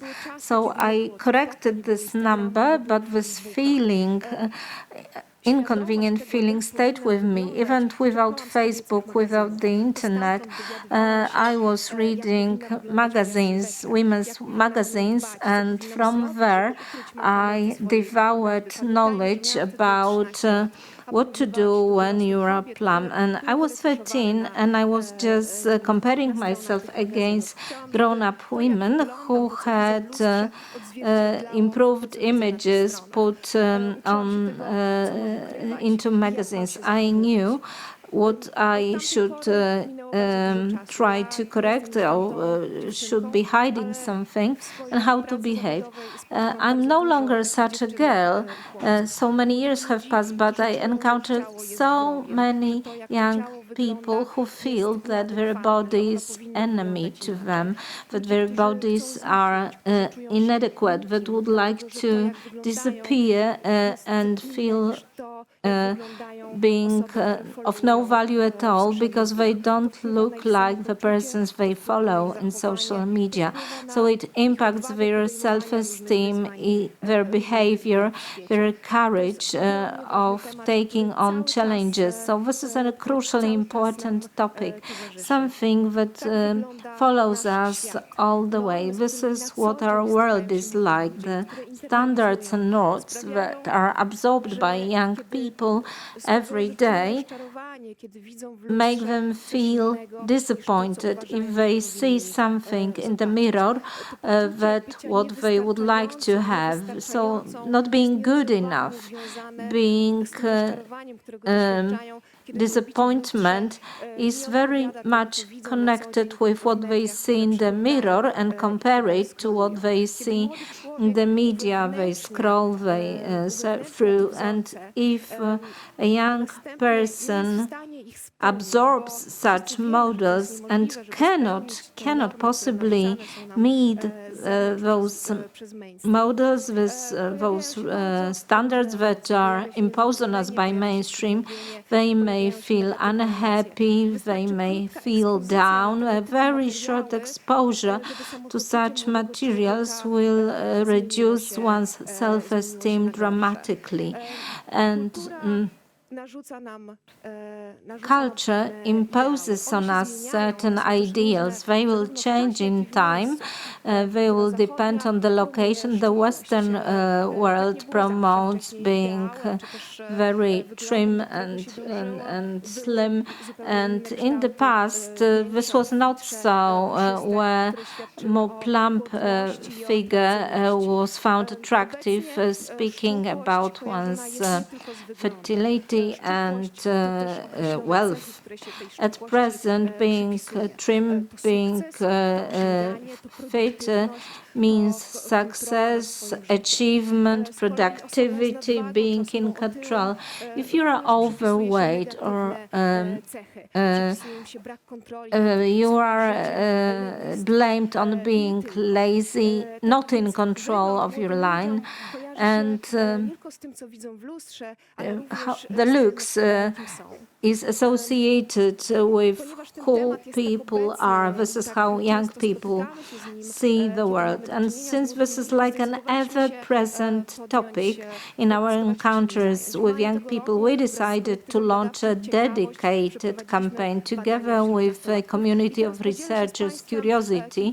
We ran a study among teenagers, and these are the most important findings. The number of likes or hearts they get is like to be or not to be for young people in social media. So they regularly check how what they publish on Instagram or in other social media is taken by the others. And social media are like a space where they experiment with their identity, build their image, but expose them to assessments, and those positive assessments and feedback is very important to them. And if their image that has been just posted has not secured the sufficient number of likes, they remove it and they try to put something better instead, more catering to the taste of their audiences. So if someone tells you that you are pretty, you will feel pretty. This is what has been quoted from Martyna 15. So the other person will have a massive say on how you feel. So getting this heart or thumb up, you will feel better and more pretty. And if you are pretty, you can tap on your internal power. And without this heart, I will feel down, I will feel hopeless, helpless, etc. What is very interesting is about the filters young people impose. 43% of them declare that they try to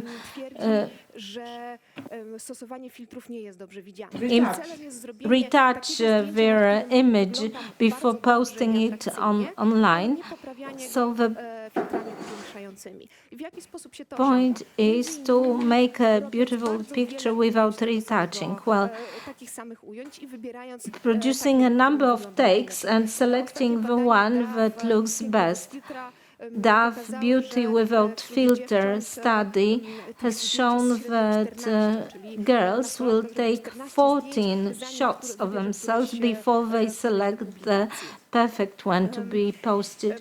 And Instagram is a kind of a space which is like the visiting card of young people. Sometimes they have two accounts, one that is available to parents and the other that is their own and private, and only their peers will get access to it. As they meet at parties, at various meetings, they give each other their Instagram particulars, and the others may get there and find out more about them. So the contents they put up on Instagram is very thought through and considerate, so they only select the outfits that suit them best, that look nice, that look attractive. They select the best option of themselves to put it on the Instagram,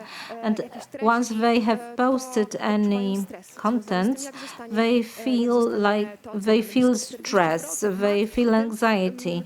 More than 40, almost 40% worry about potential reactions of what they have put up. 40% would like, 34% would like to look very much the way they looked in the posted pictures in the internet. It is not that we compare or gauge ourselves against celebrities, influencers, models. No, we try to measure ourselves against our best pictures, and then if we see ourselves unbeautified, so to say, without the right take, without the right body posture, without any filter, the discrepancy between what we aspire to and what is here and now is very painful. So what you look like and weighs a lot, not only because attractive looks will attract attention, will generate for you much of positive reactions, but we combine physical attractiveness with getting access to other behaviors, being popular. If I'm pretty and if I fit into the model and template promoted by mainstream, I will be popular. If I'm pretty, I will have more friends. People believe that pretty young people are happier, and everyone would like to be happy, to be popular, to have more friends.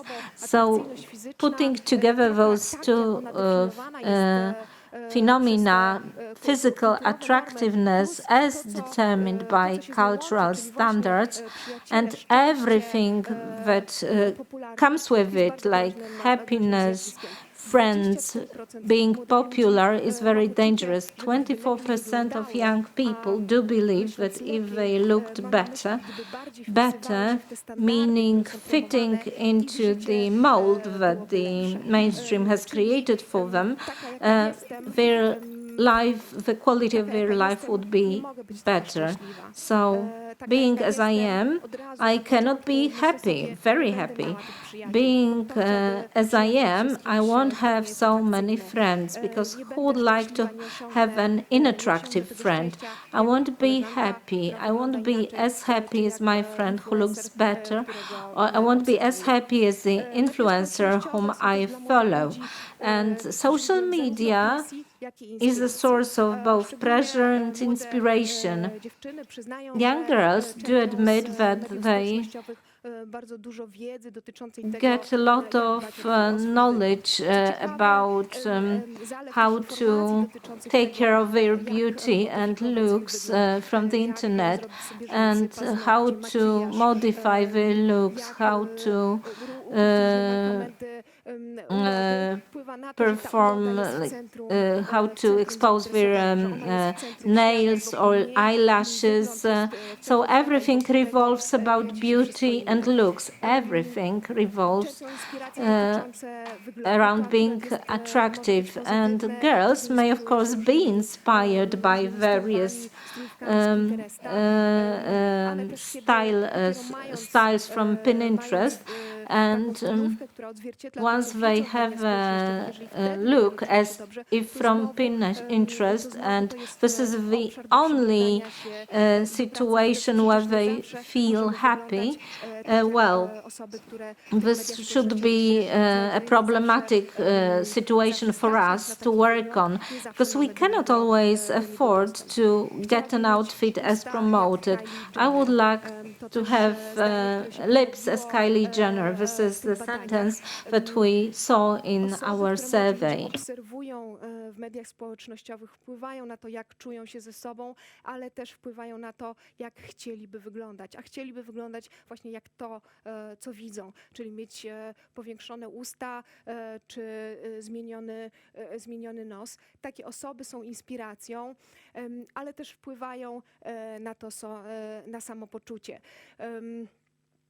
Są inspiracją do tego, żeby nie zawsze do tego, żeby They are a source of inspiration to są inspiracją do tego, żeby poprawiać swoje zdjęcia, żeby dążyć correct their photographs, to use filters, to retouch in order to achieve this promoted look. So this attempt to look closer to what we have in social media is very strong. There is also this very natural trend to compare to these people, and usually we do not look very well compared to the celebrities we follow. Over 32% of young people would like to look like the people they follow.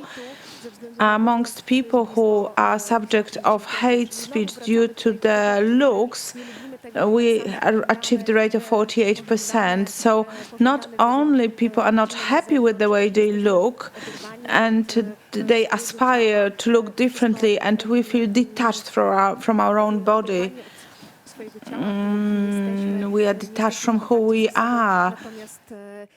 We lose contact with ourselves because we look at images that are unrealistic, and we feel closer to them than we feel in relation to our own body. And even though young people know this is unrealistic and this is not true, but there is this certain duality. On one hand, we know that this face is retouched, but we want to have skin like this. We know this body has been retouched, but I want such body. So even though they are aware of the use of filters and retouching, they still aspire to look like these photographs. And another bit of information, 27% of young people, when they scroll through social media, they feel pressured to change the way they look, to look differently. And as for being satisfied with one's own look, 62% of girls and 71% of boys think they look okay. However, when it comes to people who are unhappy about their body, well, more girls are unhappy about their body, and overall 17% of teenagers are not happy about their body. Girls are also more critical when it comes to individual parts of their body. For example, this is clearly seen when we speak about thighs. 20% of girls have negative feelings about their thighs, and only 9%, or as 9% of boys. And if we think about negative emotions about the body, 9% of people hate their body. It is a lot, because we are speaking about hating the way I look, hating my body, hating how we are. Czyli tak jak jest promowane, chciałoby wyglądać ponad 20%. Over 20% of young people would like to look better, closer to the image that is being promoted online. This is very disconcerting, and we need to do something in order to counteract this trend. This is our responsibility. It is the responsibility of grown-ups. We need to make sure that we educate young people, that we teach them to look at media they consume in a critical way. We know that workshops on trying to decompose these models or disarm these models, showing how this is actually impacting us, are very helpful. The effectiveness of these workshops is not as good when we work with secondary school students and university students, in particular girls. There we see that these models are very strongly embedded already. So we should work with smaller children, teaching them how to read contents from social media. We should also make sure that children have access to very diverse content. This symbolic annihilation of people who look differently to what is promoted in mainstream results in us not being able to see certain groups of people, certain types of bodies. We should try to counteract this. We should show the young people that people are very diverse. In their bubbles, in their media bubbles, they may not have access to content that proves that people can look differently, and they can also focus on other things, not just their beauty, not just their looks, not just their body. So we should show people who have passions, who have hobbies, not only revolving around the way they look. A family should also be a space where we learn about ourselves, we learn about our body and the way we perceive it. We should be very careful what we say about ourselves as grown-ups, because when I say, no, don't take a picture of me because I don't look well, I need to prepare for the summer season because I will never wear a bikini looking like this. These messages are something we do not notice ourselves, and they also impact our children, and they impact the atmosphere surrounding the body, because we, in other words, say we need to prepare to be seen by others. I need to prepare my body in order for my picture to be taken. So we need to be very careful there. This also pertains to words, critical words about children's looks, but also non-verbal signals, such as raising your eyebrows when someone wants another handing of a dessert. Some critical remark which in our mind may seem quite neutral, but still focuses on a child's body in a negative way, can be very dangerous. And it's also very important for us to make sure that we feel our bodies and not just look at them. And I encourage you to perform an experiment which can be done at any given point in time. Do I feel the way I feel, or do I feel the way I look? Sometimes I feel well, then I look into the mirror and I'm not happy anymore. Our mood drops and I'm not happy anymore. And let me just quote Roxane Gay from her book Hunger. She says, I believe that we need wider definitions of beauty, the ones that consider diverse types of body shapes. I believe that it is important for people to feel well in their bodies without feeling the need to change everything. I want to be certain that my value as a human being does not stem out from the size of clothes I wear or the way I look. So we should all try to think about how we could do this and what can be done in order for young people to understand that their value does not depend on the way they look. So this is the starting point for our campaigns that we are working on, and we will be ready to talk about it in December. Thank you.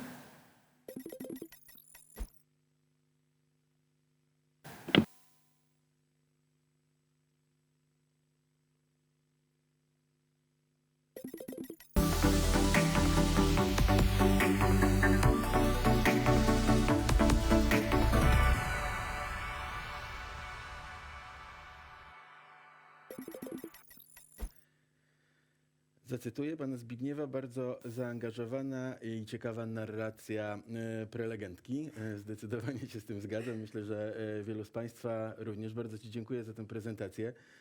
Nie sposób przytoczyć, bo nie mamy na to czasu, niestety wszystkich komentarzy, które się pojawiły, ale może kilka. Pani Elżbieta, przerażająca wizja młodego pokolenia. Właśnie sobie myślę, jak przerażająco trudne jest dorastanie w dzisiejszych czasach, to pisze pani Agnieszka, ale też wiele osób zwraca uwagę na rolę dorosłych. Z jednej strony na to, jak to właśnie dorośli, jak my modelujemy te zachowania, masz rację, pisze pani Elżbieta, dorośli modelują tyle rzeczy, które później widać u dzieci. Wiele tych komentarzy jest o dorosłych. Dorosłych, którzy modelują negatywnie, ale też dorosłych, o tej roli dorosłych, czyli o tym pozytywnym modelowaniu. Ja się zastanawiam, moja 10-letnia córka kilka dni temu mówiła mi o tym, że w jej klasie takim popularnym tematem są operacje plastyczne. Zdziwiłem się, chociaż nie tak bardzo, bo już niewiele mnie dziwi wobec tego, że w internecie, wiadomo, te treści się pojawiały. Tutaj inspiracją były losy ekipy Freeza, którą dzieci obserwują, a konkretnie Wersow, czyli popularnej youtuberki, która o tych operacjach, o tej ingerowaniu w swoje ciało pisze. Dzieci to obserwują i pytanie tutaj do ciebie, jak z tymi młodszymi dziećmi, które w zasadzie nie powinny korzystać z mediów społecznościowych, ale wiadomo, że korzystają, jak z nimi o tym rozmawiać? Czy koncentrować tą naszą energię rodzicielską na tym, żeby nie miały dostępu do tych treści, czy może przeciwnie pogodzić się z tym, że jednak mają, ale właśnie rozmawiać o tej ciałopozytywności, o wszystkim tym, o czym mówiłaś? Może zacznę od tego, że dziękuję panu Zbigniewowi oraz mam do państwa taki apel, nie bądźmy przerażeni, bo naprawdę jako dorośli mamy bardzo dużą moc zmieniania świata i mamy też bardzo duży wpływ i rozmawiajmy o ciałopozytywności od zawsze z naszymi dziećmi. Zadbajmy o to, nie oszukujmy się, że te wzorce z internetu, jeżeli nawet dzieci nie mają Instagrama na swoim telefonie, no to że te wzorce z internetu do nich nie przenikają, dlatego że dzieci funkcjonują w środowisku i to środowisko jest nasycone tymi przekazami. Naprawdę nie da się dziecka od tego odseparować, ale też nie ma to sensu. O wiele lepiej jest budować wewnętrzne poczucie wartości dziecka na świadomości dotyczącej tego, jak wygląda świat. Build a sense of self-worth in young people. A body is not just looking sexy. A body is not looking good in one outfit and not looking so good in another outfit. A body is being able to be active, having strong legs, being able to run or ride a bicycle. Such an approach towards your body, being positive about your body, and also not ignoring it when you talk with your children is something we should pay attention to. So you can create negative models, but you can also build positive models. So as parents, as educators, we should do all we can in order to achieve this situation where we build such positive images and positive attitudes towards our bodies. Thank you.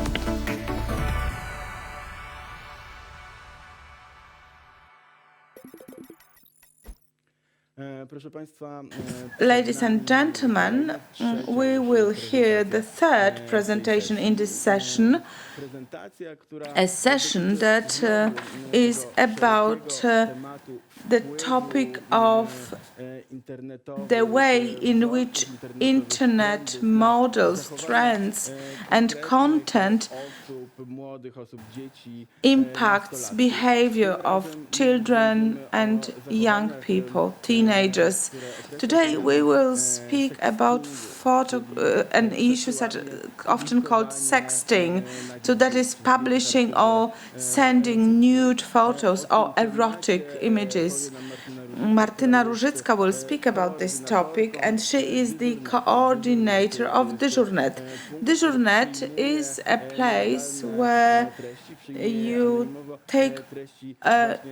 receive information, anonymous reports about illegal content, also connected to harming other people online. She represents NASK. I would also encourage you to listen to this presentation, to make comments and to ask questions. Thank you.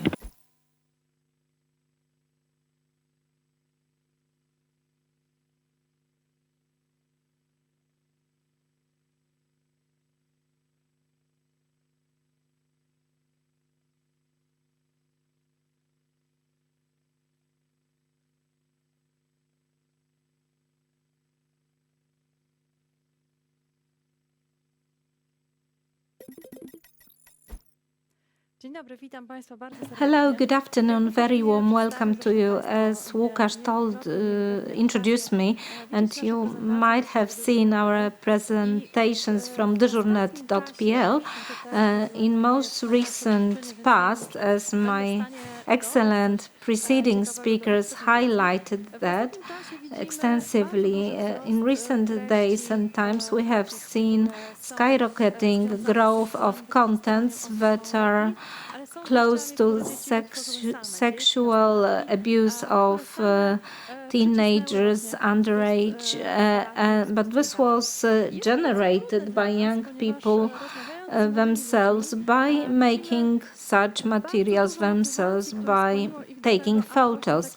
And there were so many drivers which made them to prepare such nude photos. So this brings us to the title.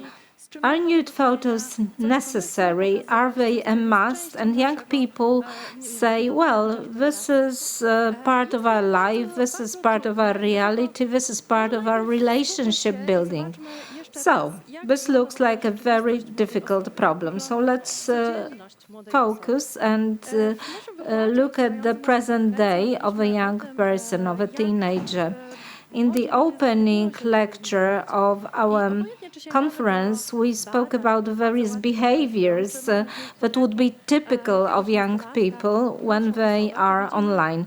And no matter if they are younger or older, they are in a way glued to smartphones. They share everything with their dear, with their parent, with their friends and the closest friends, and whatever they do, they post on the internet, and this will of course have bearing on something that is related to their sexuality. So since they go on sharing everything, why should they exclude anything? And as we ask teenage girls, this is the outcome of the Thorn Foundation research, how many girls post their intimate materials online, and the questions that we asked their female guardians, and how many would put up their own intimate materials online. So this is 20% of girls, 10% of boys, age bracket 13 to 17, and we have as many as 26% or 40% of female, male guardians respectively. So this is like something that emerged for all of us because of the advancement of technology, especially during lockdown stages, which were felt so acutely by someone who is young and detached and far away. And we saw that this also triggered of more sexuality and maintaining relationship in online relationships. So these relationships suddenly entered our parlors, but also our bedrooms. And when we see sexual contents generated by children themselves, two questions are to be asked. What were the circumstances for producing such material, and what happened then? Because from dyżurnet perspective, we only see like a picture or a film that was sent to us by means of informing us. But if we look inside, we do not focus on the picture itself. We need to look through the broader prism. So I decided to represent it on a graph. so as to be able to ask follow-up questions in order to point to the circumstances of a given event.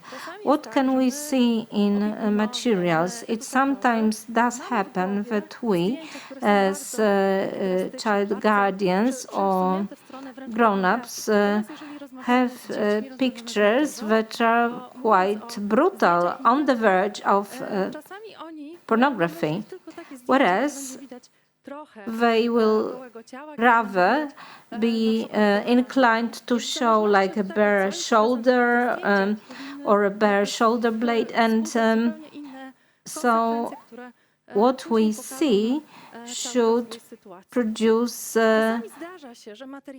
consequences depending on what there is, because sometimes pictures, the young people present violence, and this is like a hard porno contents, and sometimes this is just a gentle erotic picture. And what are the drivers for putting up such materials, for trying to share them?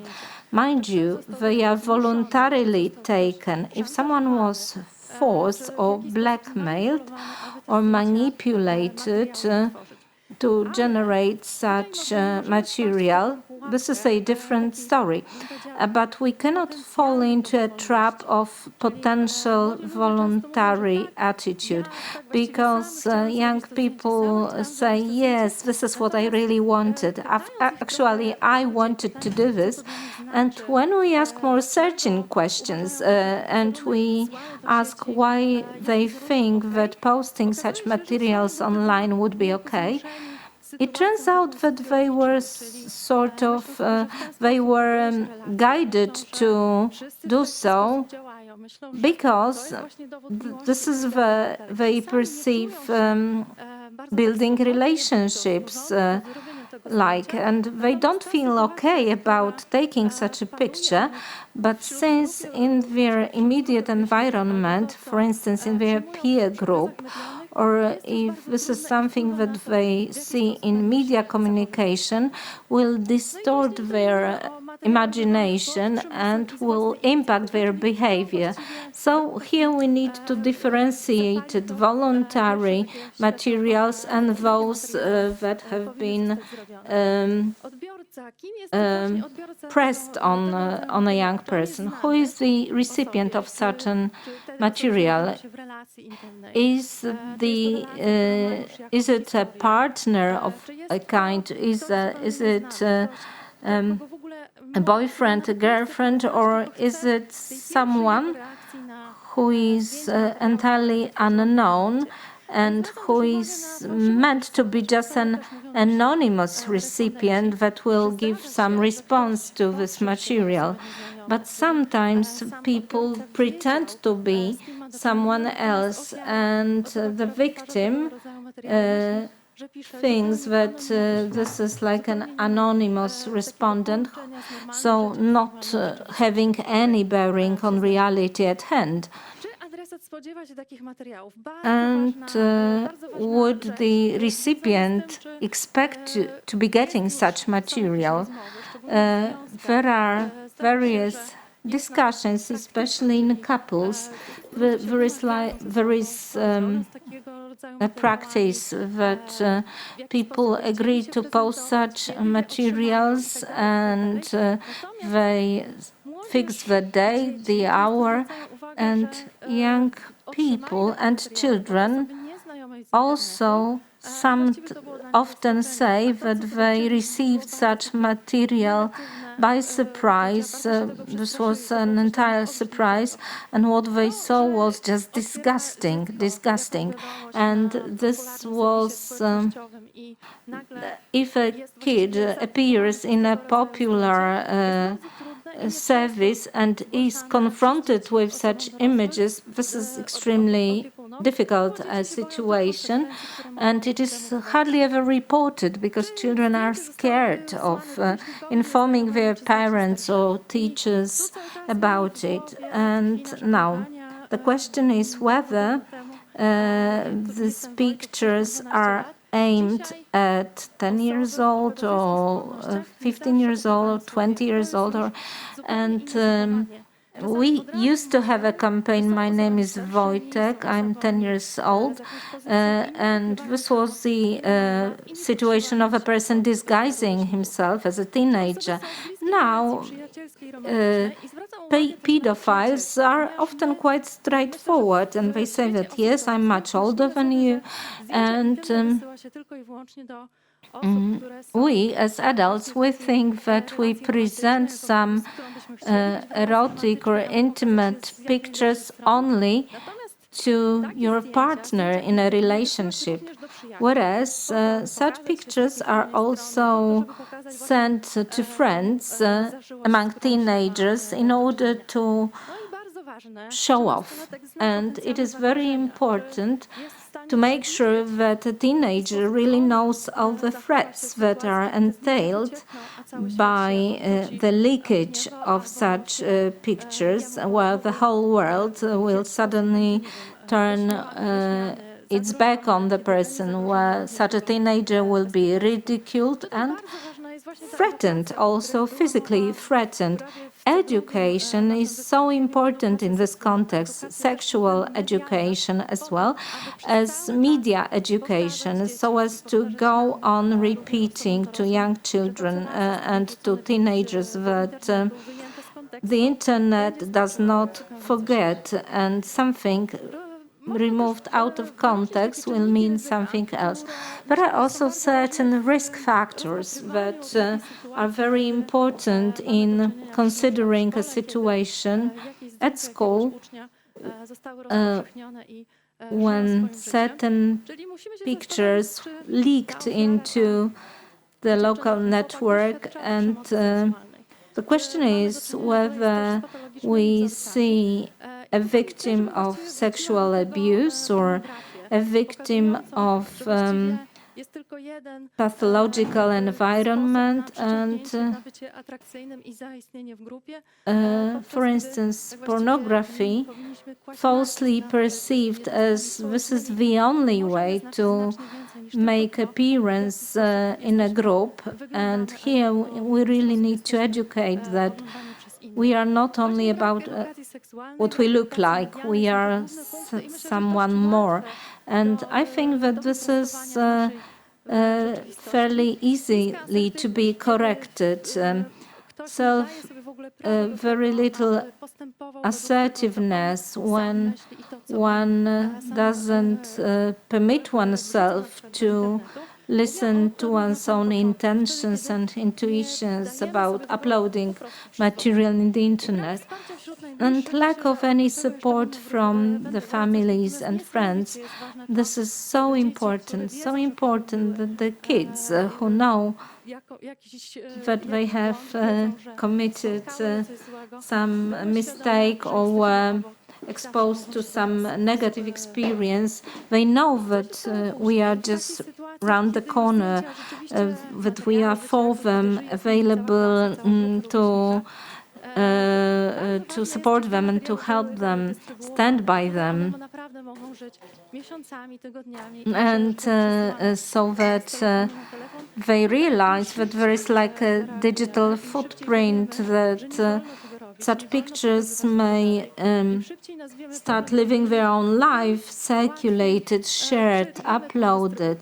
The sooner we say that this is not permitted, the easier we will interrupt this distribution. Very often, those go-between say that they were multiplying and copying certain materials, and they don't know what the source was. When a person that heard about his or her pictures leaking into the internet, one of the worst possible scenarios is that the whole group go on talking about it, and the victim herself or himself is at a loss. Also, the reactions of the nearest parents, friends, guardians is of vital importance. They need to know how to react, how to respond. Not only adults, but also siblings. Is it a kind of blackmail or a revenge? This is a very important question. If a teenager is finding himself herself in a very difficult situation, any additional preaching like this is your own thought, this is of your own making, this is because of you, this will be challenging any proximity and any closeness.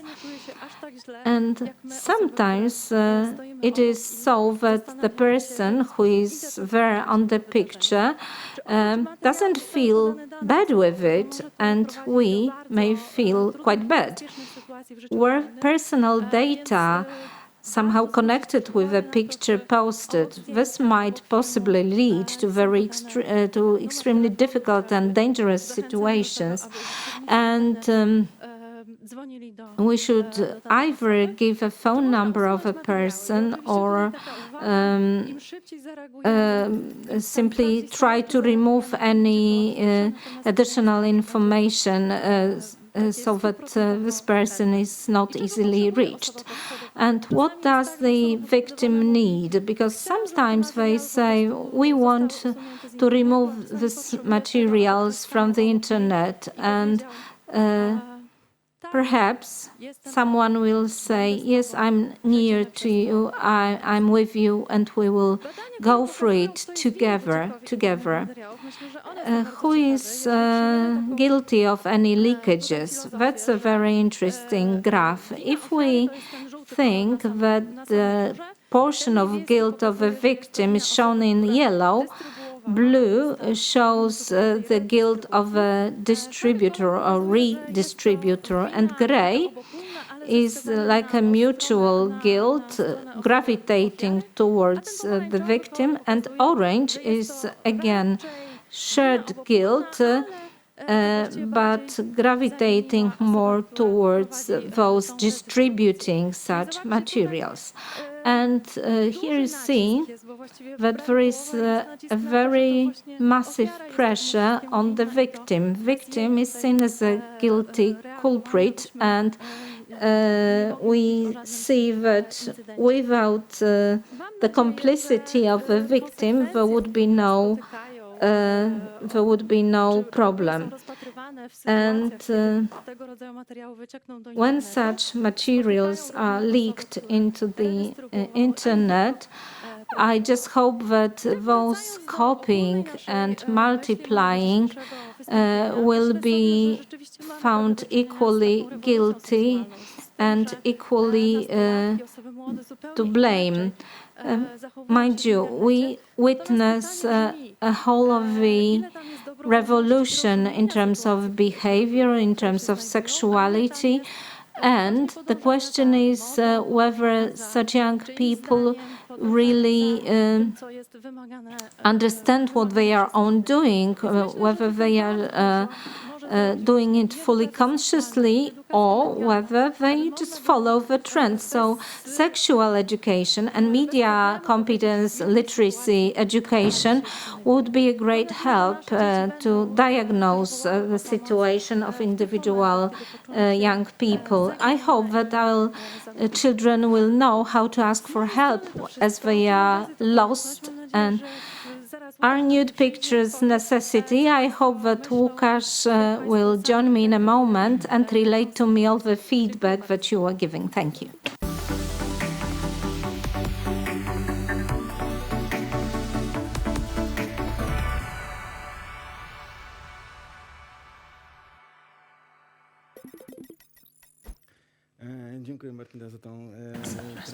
Martyna, thank you so much for this presentation.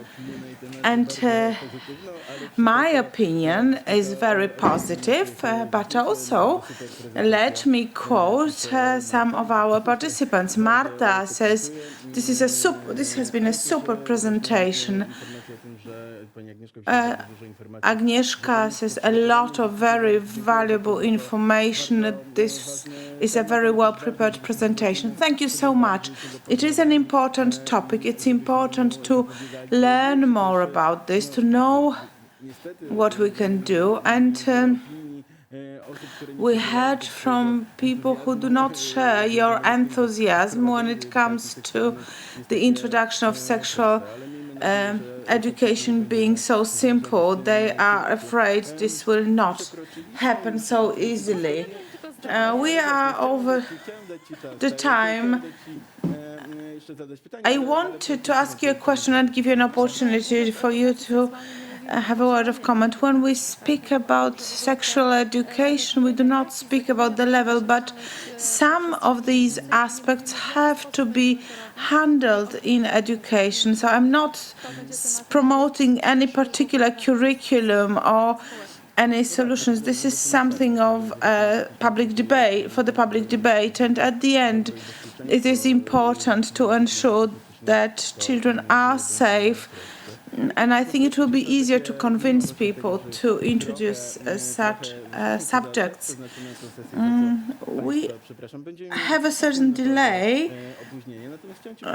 of few minutes. We do apologize, but just if you could just give us a few words of a summary. When we speak a lot about the role that parents play. We say a lot about the fact that we should talk to the children, but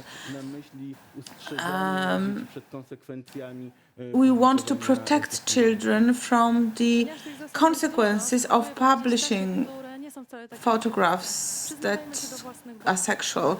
Well, first of all, we should admit our own mistakes. We can also say that we've changed our opinion.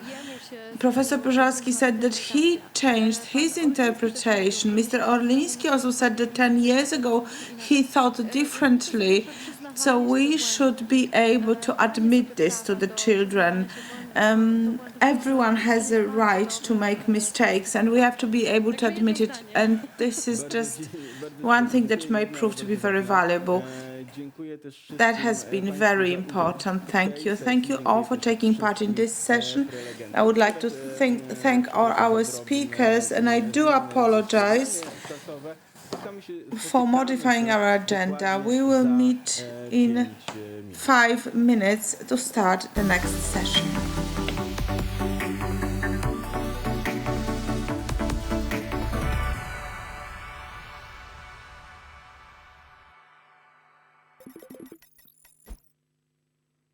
Witam Państwa po przerwie. Mam teraz być Welcome after the break. Państwa moderatorem i zapowiadać wspaniałe. I am your moderator for the next session, and I will introduce the important topics that we shall discuss now. We will start with Madam Magda Rywczyńska from NASK, and she will speak about strategies and legal framework.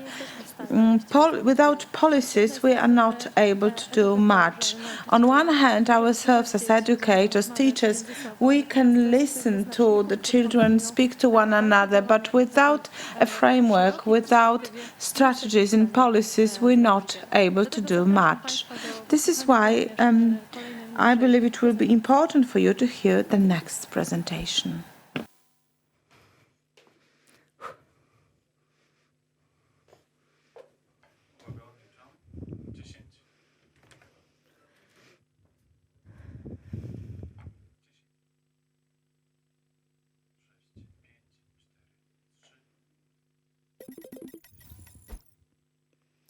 Witam Państwa bardzo serdecznie również.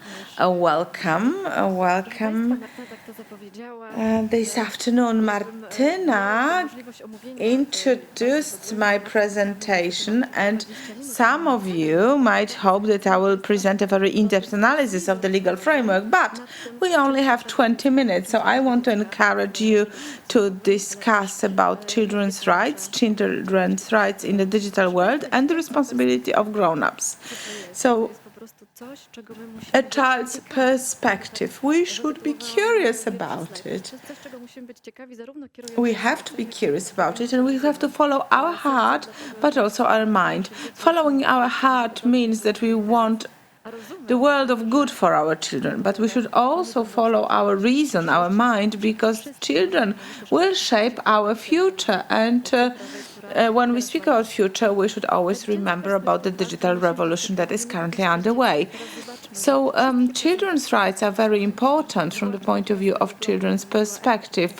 When we heard from Eva and Martina, they spoke about very serious and very dangerous spheres of young people's lives. And they have the right for us to be serious about them, to be serious about children's perspective. I'm so happy so many educators and so many parents are here with us, because we all have the right to know what dangers there are for the young people and for children. I will speak about a number of documents. On one hand, about EU strategy on the rights of the child, and also a European strategy for better internet for children and children's right in digital environment strategy. So these documents encompass the period 2016-2021, and right now a debate is underway in order to shape the strategy for the next period.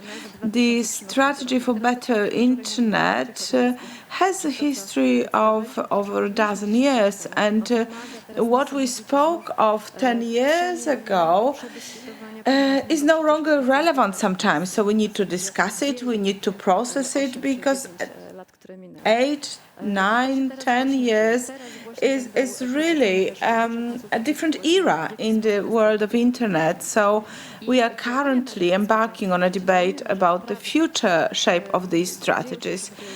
We've been speaking about children's rights for many years now, but in the key areas that I have listed on the slide, we still need to be very engaged. We still need to engage children more in public life.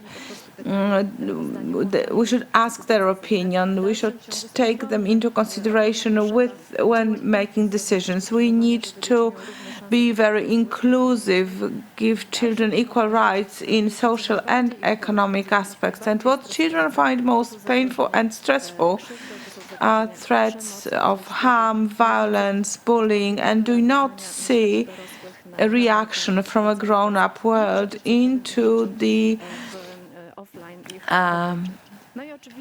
reaction to the problems that they are facing online and the abuse they are facing online. So we need to speak about counteracting violence, but also prosecuting violence. The pandemic, ladies and gentlemen, was the period when we were able to listen to some excellent lectures. Professor Jacek Piłpyżalski was the person I encountered during that time. I listened to his excellent lecture, and when we ask a question, we get frustrated because we get no response from children. But in order for us to improve the situation, we just have to wait a while longer. So we ask a question and wait for a few seconds. And we may have a wonderful reaction, because people who are passive might become active, engaged, and involved. And when we think about processes that take place in schools and when children, we do not really ask the questions often enough. So not only do we not wait for answers for a long enough time, but we sometimes never ask the questions. So I wanted to give you two examples. I also present 3 points in order to make you active on the chat. So first thing, cameras during online classes, on or off? And a question to you. In your school, did you really discuss this with pupils, whether they want the cameras to be on or off and when? did you speak about needs of your students, or is it only that the teacher said, I need to see you because I draw my energy from you. It's very difficult for me to be speaking to a blank screen. Did you speak to children and sometimes did you hear from them, I do not always feel well enough in order to show myself? Did you speak about them? And then again, mobile phones at schools. This is part of our offline world. Safer Internet Forum has a consultative panel. It consists of young people. When we speak to them, very often we hear that there is a problem with phones in schools. So did you have a debate in your schools? Did you talk to children how they want to manage the question of phones in schools? So it's important for me to know to what extent we listen to children. Do we hear their voice? And of course, it is not also possible to say, time is now, you've got 5 minutes, and whatever we decide will put in place. Sometimes it may turn out that a decision we made or a solution we've implemented or introduced will turn out to be a wrong one after 6 months or a year. So we have, as Martyna has said, to be ready to admit that we were in the wrong, that we made a mistake. It also teaches children participation in decision-making processes. And I just wanted to show you a number of examples because we asked children questions. Some few years ago, in 2017, if I remember correctly, Facebook carried out consultations with children and young people on functioning on Facebook. We met with our consultative panel, and we didn't have to wait long before we heard some very, very specific advice and proposals. If we have a service that is active 24 hours a day, they want to have a chat function. Response and helpline should be operating 24 hours a day, 7 days a week. And then again, if you disclose something, they want to have time to just turn the profile off for a short while, clean it, and then to switch it on again. We forwarded these proposals to Facebook. And let me just mention one more example. They wanted for safety instructions to be presented as videos with more illustrations because they understand images better and quicker, and sometimes they do not understand written statements just as well. And what would be your advice for younger children? That was the question we asked. And as you can see, they had very valuable bits of advice. They said, have some distance to what you're doing. You need distance because if you want to be in social media. So they also advise people to be cautious. And as they are role models for younger children, they have credibility, they are trusted. It's very good to present such advice because adults are very rarely models for young children about things that online. And we had a survey, Our Europe, Our Rights, Our Future. 10,000 respondents took part in this exercise, including ones from Poland. And if we look at children's rights in the digital world, 30% of children in the EU and over 50% of children in Europe,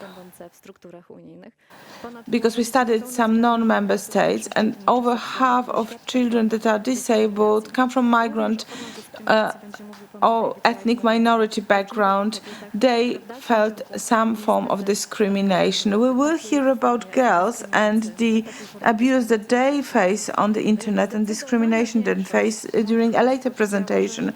A majority of respondents, young people, said even when they are asked about their opinion, their responses are not taken into account.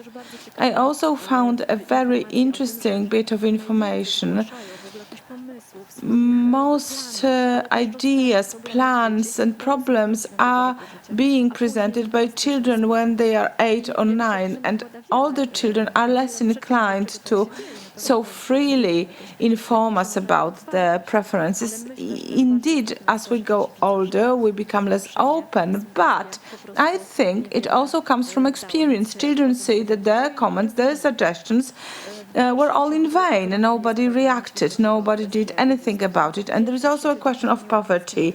1/3 of children have problems with financing all the things that are connected to their education, and they also have problem with access to quality education. And during the pandemic, as we see from research, this bad economic situation impacted very much on children's mental condition, but also on their access to education, to technologies, to appliances. So actually this gap has grown bigger. So instead of equalizing social opportunities, we have this digital divide which is becoming greater and greater. So digitalization will actually strengthen the consequences of poverty. Children also say that the older we get, the less we feel prepared for the future in school environment. This is something we mentioned many times during the debate. After the pandemic, the situation might change slightly and some potential will be appreciated. Children do not feel safe as regards to support they get from grown-ups when they are being abused. As for digital challenges, one of the most frequently cited problems is a lack of connectivity.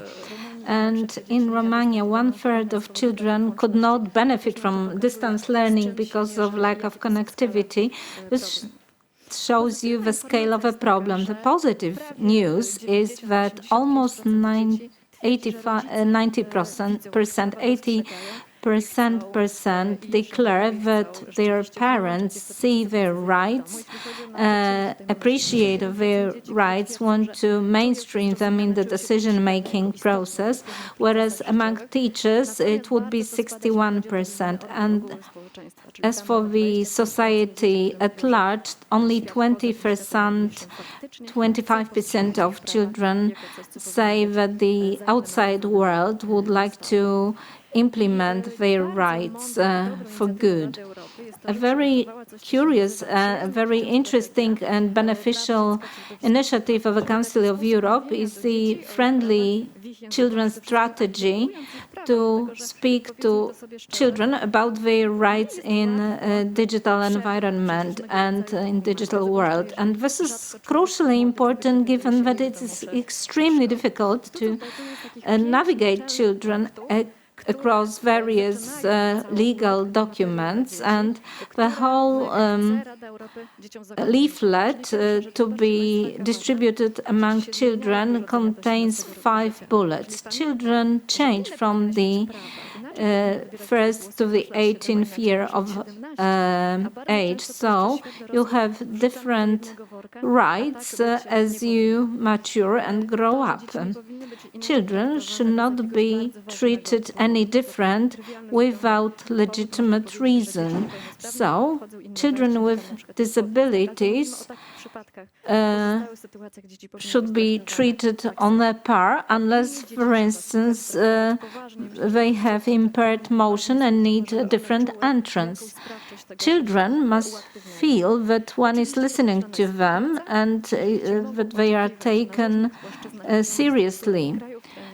Government should encourage children to have to start cooperation and in decision-making, children should be also taken into account, especially as regards issues that are directly concerned with children. And here, this is a material that we have sent out to schools, summarizing the points identified by the Council of Europe's leaflet. And we asked children whether they understand this leaflet correctly and what is missing, what has been overlooked. So, Your right to active participation in decision-making processes. And many children or even teenagers say, I don't understand. What do you mean? How should I be part of decision-making processes? There was one opinion that was very interesting, that the girl at home feels empowered, that she is consulted with, she knows that she's a child, that she is subordinated to parents, but she said that I don't like how adults treat young people. At school, we are not allowed to speak our minds freely, and we are scared of being rebuffed by teachers. So this is a problem. And another answer, we should be consulted, but nobody asks what we think. The right to technology to be enjoyed by all children. All children said that at school they would like to have mobiles and access to technologies. That school should give them access to technologies. It is so important for them to have this digital technology with them at schools. And of course, the access to technologies should be different depending on the age of children. And also, they thought that states should co-finance access or connectivity for poorer families. And the right to be informed. Yes, this is true. This is absolutely a right vested in children and young people. And how do they understand it? Well, I understand it that we should or we have to be informed about important things that are going on. So we have a right to demand reliable information. It is very important for them to have reliable, solid information. Nowadays, in the era of fake news, children would like to have trustworthy information. Your right to accede to groups, so they want to enter a group or form a group, and very often they say you should not be followed by the government unless this is about some specific situation. So they are aware of being tracked. Your right to play online, well, it's just a normal use of the internet. So internet equals entertainment, and states and governments should support value for money, but informative and good entertainment. The right to education, yes, I have to go to schools, so I will go to school. But children say that they should really be able to afford extracurricular activities and have access to quality education, and also free of charge public education that is also upheld by the European Union. The right to protection against any harm or abuse. And one takes care of fending off physical violence at schools, but forgetting about psychological violence, bullying. What is very important in European strategy for a better internet for children is development, competence, fighting illegal contacts and detrimental contacts, the chief recommendations. Would you please download it and look at it, because the findings are so interesting. Equality, inclusive approach, equal treatment of children, equal access, consultation, availability of psychological assistance. These are the most important takeaways. And also designing structures that will support inclusiveness, including of children in decision-making processes. This should be really somehow practiced in every school, that every important school decision should be consulted with children. 20% of children consulted should be representing marginalized groups and minority groups. technological companies should be monitored, but member states should also try to enhance those companies that protect children against sexual abuse. Apple has now this option of the filter sieving out all the discriminatory material. So to what extent we want those large technological giants to be involved? Because sometimes we expect of them to do things, but when they start doing things, they are blamed on trespassing on our privacy. So I encourage you to promote this survey, Digital Decade for Youth survey, and this is the starting point for the European strategy, especially in digital environment, the strategy for safety.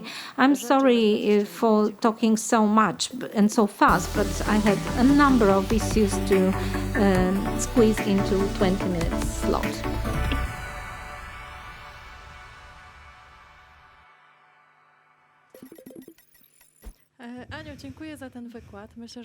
Anna, thank you so much. I believe it is so important to take children's perspective into account. We have a youth panel, so we've been doing this for many years. There were many questions from the participants and also in the comments about cameras. Are they to be on or off? But let me ask you, because we've been working online for quite a long time, do you see this a problem also for adults? Some people are not willing or more willing to have the cameras on. Yes, indeed, it's true. It is important to have social consent for a certain solution. So, for example, if you want to see one another, if we want to talk, if we need this contact with other people without the camera on, you do not feel the emotions, the energy. And if we need that, we should communicate this during the meeting. And we can say, hey, what do you think? Should we have this meeting with all cameras on? But sometimes there are problems also connected to technology. Sometimes the bandwidth is not good enough. The internet connection is not good enough. And children feel obliged to turn the camera on. And sometimes we have mess in our room. Our virtual background is not on. Children are running behind us. So sometimes we're not willing to show ourselves during meetings, but it's important to talk about this because sometimes we need to see other people, at least maybe sometimes for a while, or when they speak, or at the beginning we should see one another. There is a question about one more word, and again, sometimes when we hear about inclusiveness so much, we no longer understand it. Of course, it comes from English. It doesn't really translate into Polish. Włączanie, inclusiveness. So that's the. So we should maybe say włączający in Polish instead of inclusive because it is more understandable. It means that everyone should try to be together, give everyone the same opportunities, the same potential, the same chances. We should not exclude people because we may turn out to be traveling alone, leaving those who are less vulnerable behind, either because they cannot access for the reason of their ability, or they cannot afford a ticket, or they simply, for different reasons, are not able to embark on a train that's moving towards the future. So this is particularly important for children because children have no other way to counteract this or to remedy the situation. So they need our help. We have to be very, very careful, very mindful at schools, at homes, and also as part of public administration. Sometimes when we have something, when we enjoy something, we think it's obvious and everyone has the same opportunities. And unfortunately, it is not always true. Ladies and gentlemen, I think that it would be fantastic if you were to react to certain things that are new, that surprise you, you should maybe talk to your pupils, to your students about this. Look, I've attended this conference and I heard about this or that. What's your opinion about it? And now we will move on to the next meeting. We will hear from the UK. Cooperation has a great added value because we can cooperate with other safer internet centers throughout Europe. Now we can hear from David Wright, who will tell us about how women and girls are subject to violence.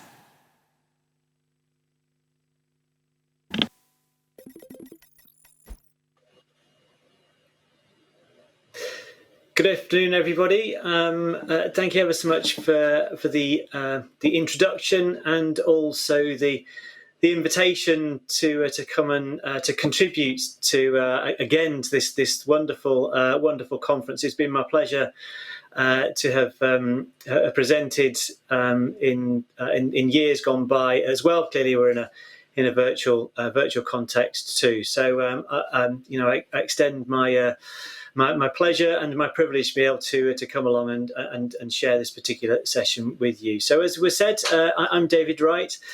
I am director of the UK Safer Internet Centre and at the UK charity SWGFL. And it falls to me, I've been asked to come and share with you experiences that we've had, particularly to do with, as it says, violence against women and girls, particularly to do with one of the helpline services that we provide in the UK.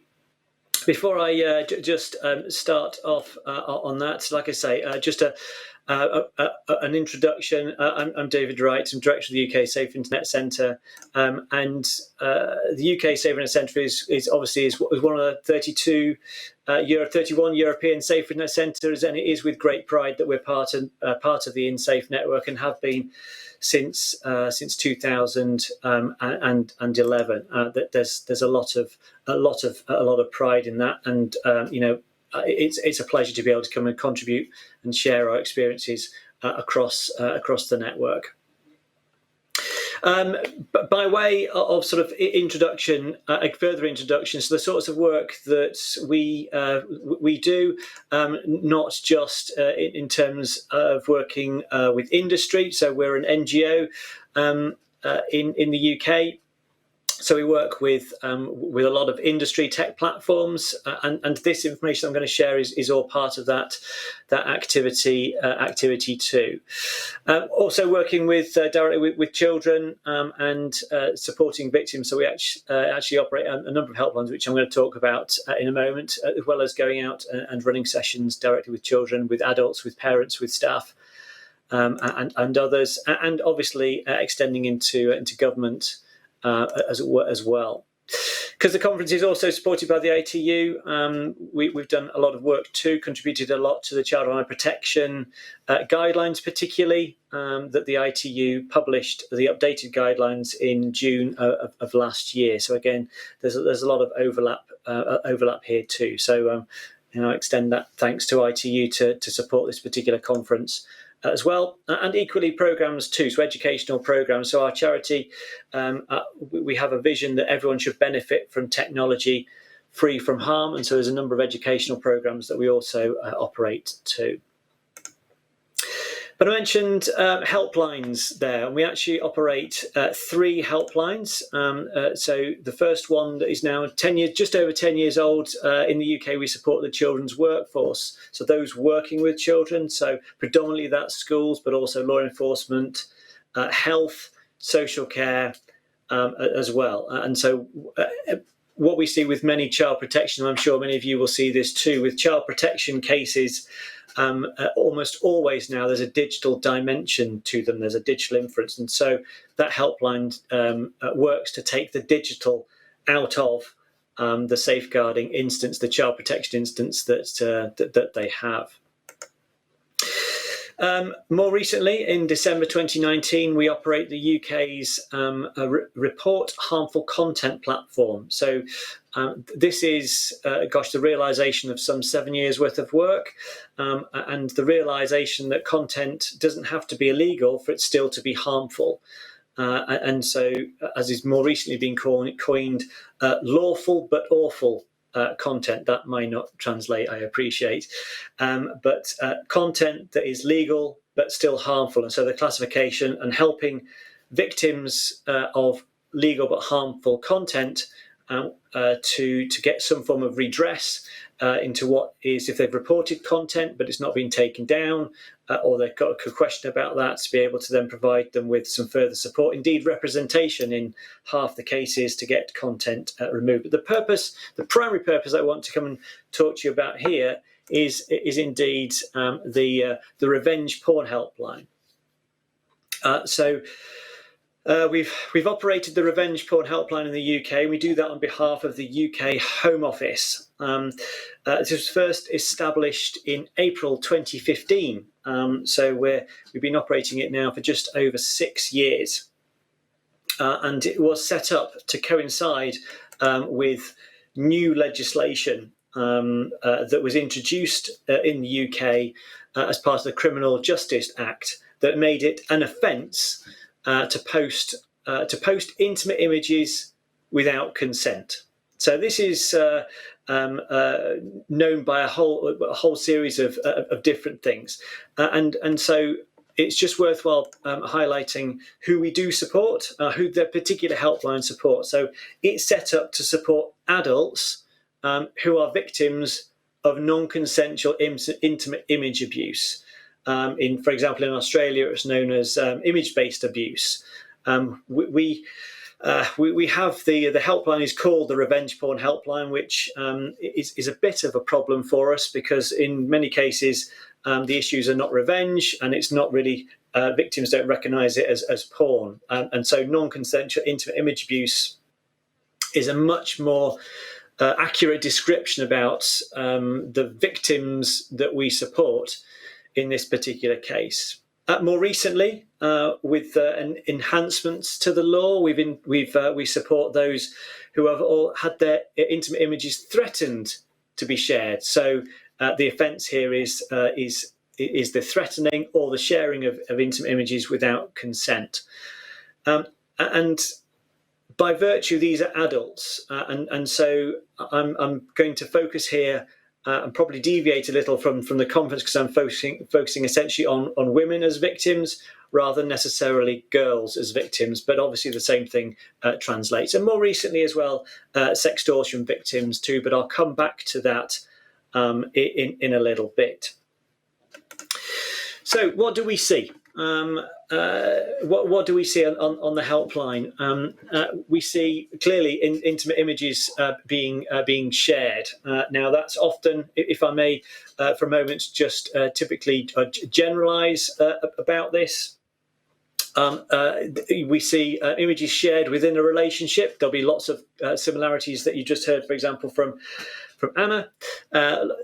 Images shared in a relationship, the relationship breaks down, and then images are then shared in either so-called revenge as well, shared online. I should add as well, so the context here, the images are not illegal in the UK. It's the act of sharing without consent that is the illegal part.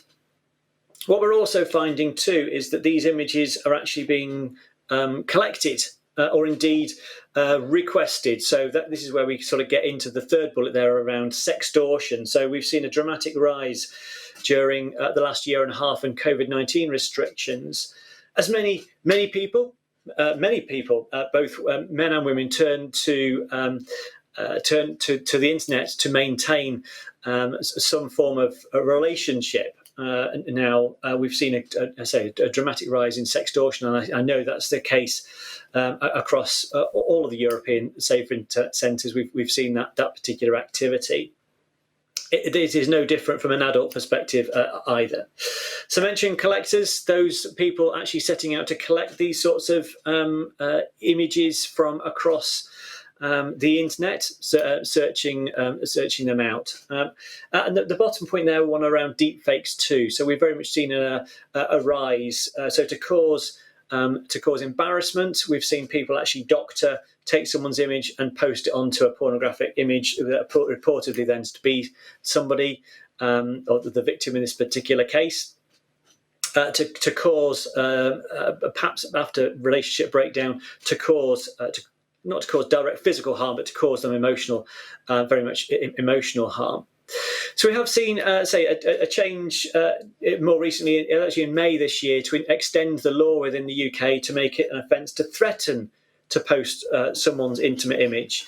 But the sorts of other things that we see in terms of, these threats. So it can be very much part of an existing relationship too, in terms of threats. The relationship doesn't have to have broken down. There can be a threat, could be part of very much a coercive or abusive relationship. We've seen a rise in domestic abuse cases, and so sometimes the threatening to share someone's intimate images is all part of a very controlling and coercive relationship as well. We do very much see anonymity being a part of this, and certainly victims, we think, should be extended the opportunity to be anonymous when reporting these particular cases.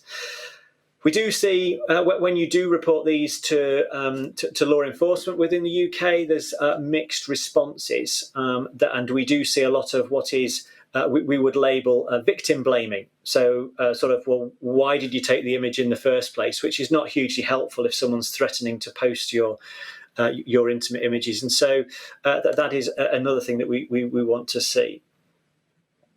It is very difficult with regards to this intention and threat, and how do you prove that? It is a very difficult thing.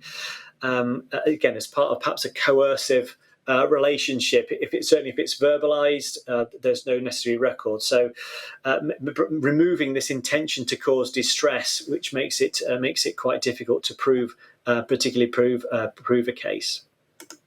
I mentioned deepfakes already, and so what we're calling for as well, we want to see the law future-proofed, and if there are certainly any policymakers on this call, then thinking about into the future, we very much see this being an increasing, so where someone takes your image and superimposes it on a pornographic image and then shares. So who is that image? And so it should be, the law at least should be able to accommodate those, and indeed the distress that it causes the victim, who it apparently actually appears to be. And finally, definition as well. We always think so intimate images. The title doesn't include the word sexual, because intimate images is much more descriptive. I think in some particular cultures or religions, the impact of what would be considered in others, so it doesn't have to be, somebody doesn't have to be naked for it to be considered an intimate image. If it's taken privately with the intention of it being private, then it could have exactly the same impact, I'd say, given cultural and religious context. So the definitions of these have to be really clear, I think, as well. So, who has the helpline supported? So we have, it says 10,600. Indeed, we've actually just passed now 11,000 individual cases that the helpline has supported since it started in 2016. The majority of those have been in the last 12 months. I'll come back to some of that information or evidence just in a moment. And this is the nub, this is the crux of this particular session. The majority of the people who call our helpline and seek our support are indeed women. As you can see, 61%. And although having said that, we have seen, certainly at the start of lockdown, that sextortion, we saw a rise in men who were victims of sextortion. But then we've seen that also sort of tail off as well in the latter stages of some of the COVID restrictions. So this just kind of gives you a bit of an indication as well about the gender imbalance that we have with those that we support. where victims and perpetrators are indeed known. The points down the bottom there around the number of images where we support men, then typically there are only a couple of images that are in question, whereas the majority of the females, the women that we support, the helpline supports, you can see there's a dramatic, there's sort of 80 images per victim. So a huge contrast in terms of the number of images that are associated in terms of both male and female. So this is all I'm doing here is articulating this huge gender gap in terms of the experience that our helpline actually does receive in this particular case. Where do we see issues? So this is a breakdown of where the platforms are. So predominantly it's in some form of private messaging service, or also, as you can see, so Facebook as well as adult sites as well, where certainly the threat to post is very much there. The impact is so much starker. It says adult site there. That's where most of the content is actually uploaded to. Now we have seen changes more recently, particularly amongst MindGeek, so Pornhub, for example. So whenever we report content to Pornhub, and here's clearly a pixelated image, they will instantly take that content down and then replace it with exactly this sort of image. But obviously, Pornhub have just gone through the removal of any kind of user-based content following the media coverage they've had in 2021. This is the sorts of graphs that again articulate the impact that COVID has had. So you can see. From 2019 compared to 2020, we saw an 87% rise in the number of cases that the helpline dealt with. It was huge. In terms of image removals, and the graph in the bottom right there, so we removed about 25,000 images in 2019, and in 2020 we removed 132,000 images. So colossal increases in seeking our support on the activities of the particular helpline. The vast majority, 84% of the cases where we know the sort of gender of both the victim and the perpetrator, 84% is a male perpetrator and a female victim. So again, articulating a significant gender imbalance.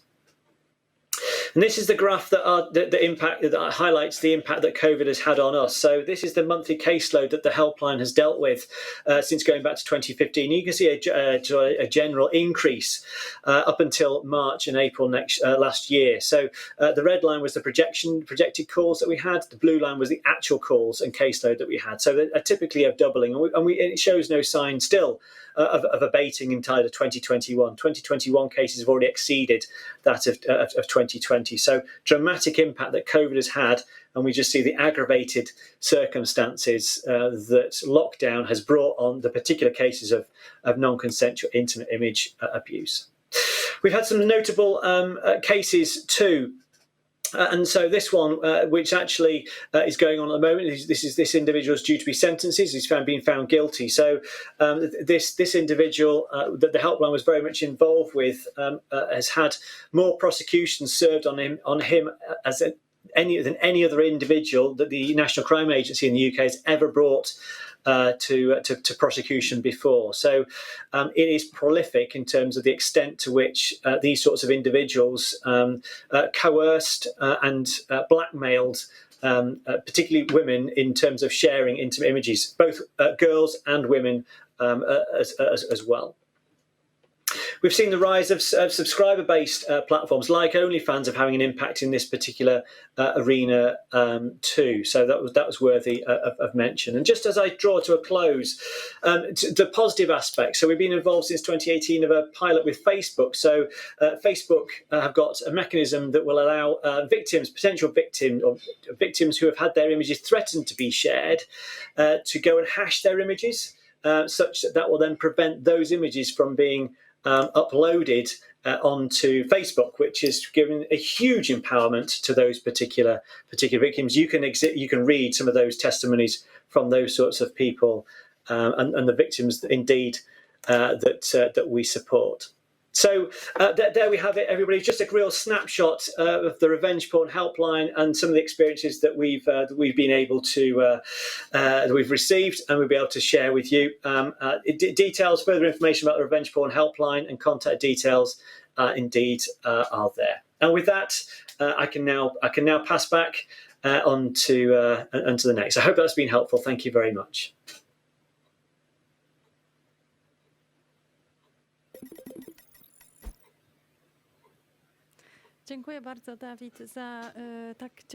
David, thank you very much for such an interesting presentation. I just wonder how it translates into our Polish reality. I don't know of any survey that would illustrate the same tendencies.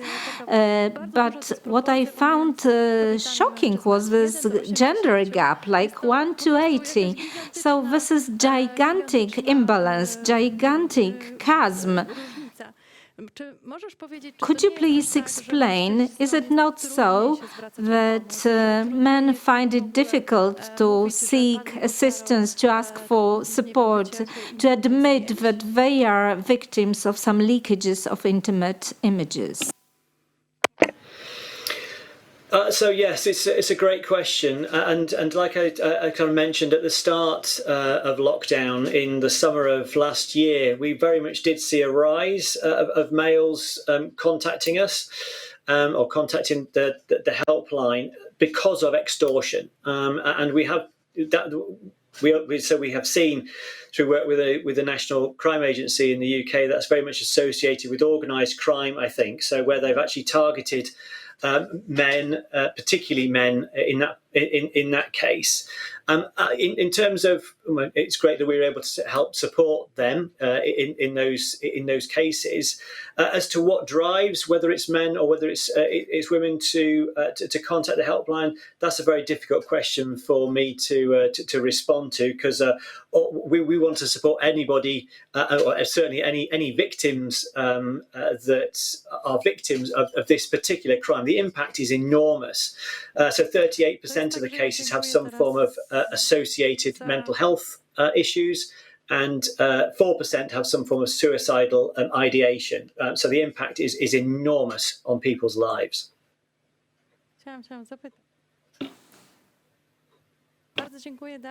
Thank you very much, David. I know that you are in a hurry and you need to go to your other duties, but thank you for being with us and very warm greetings from Poland.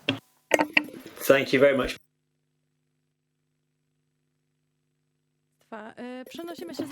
So, ladies and gentlemen, back to studio.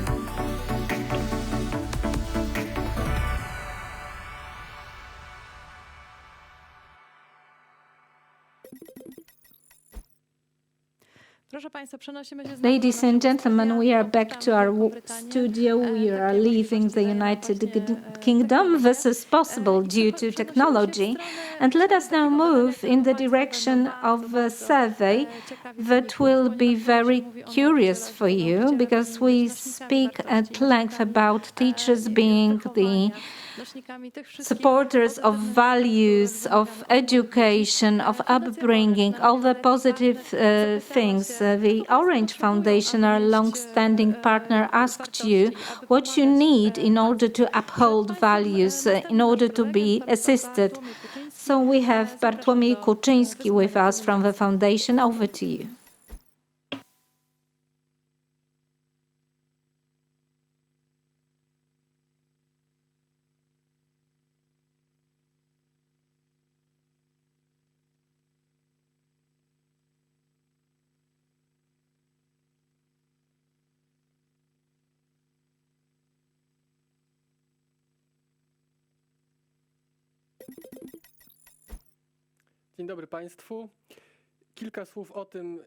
Good afternoon, ladies and gentlemen. In a nutshell, what kind of support would you need according to Orange Foundation? And since we are in a panel about digital children's rights, let me start from the topic of digital rights and educational role played by teachers. Out of many roles that are assigned to you, one of them will be the upbringing educational role. So educators are those who lead students to beautiful truth, good, openness, respect and tolerance. You will have in mind one teacher or two who really helped us to develop such values, and you also remember the ones who stifled those values in you. So there is a great importance ascribed to you. Why a man from the Orange Foundation in charge of digital projects related to media and digital education, why would he speak about values to you? And let me support myself with the authority of Natalia Hatalska. The age of paradox will technology save us. Next to discussions about technologies, benchmarks, indices, we should also be speaking about families, happiness, community. Otherwise, we will not be able to face the challenges in store for us. So in education, values are very important and digital tools will be just staying in the background. We in the Orange Foundation for years have been trying to secure, to take care of the wise and considerate use of the internet in cooperation with Empowering Children Foundation, and students supported by teachers and parents should really know their own worth, their own value, in order to be able to place the barriers and to say stop, no go, to know what are illegal acts not to be tolerated in the internet and what is punishable. And looking at children's rights, I selected a handful of examples and I translated it into the online world. The right of expressing one's own views. And here we have a polarized society. We live in information bubbles. We see radicalization of views and attitudes. So how to express oneself, but in the spirit of openness and readiness to change one's mind.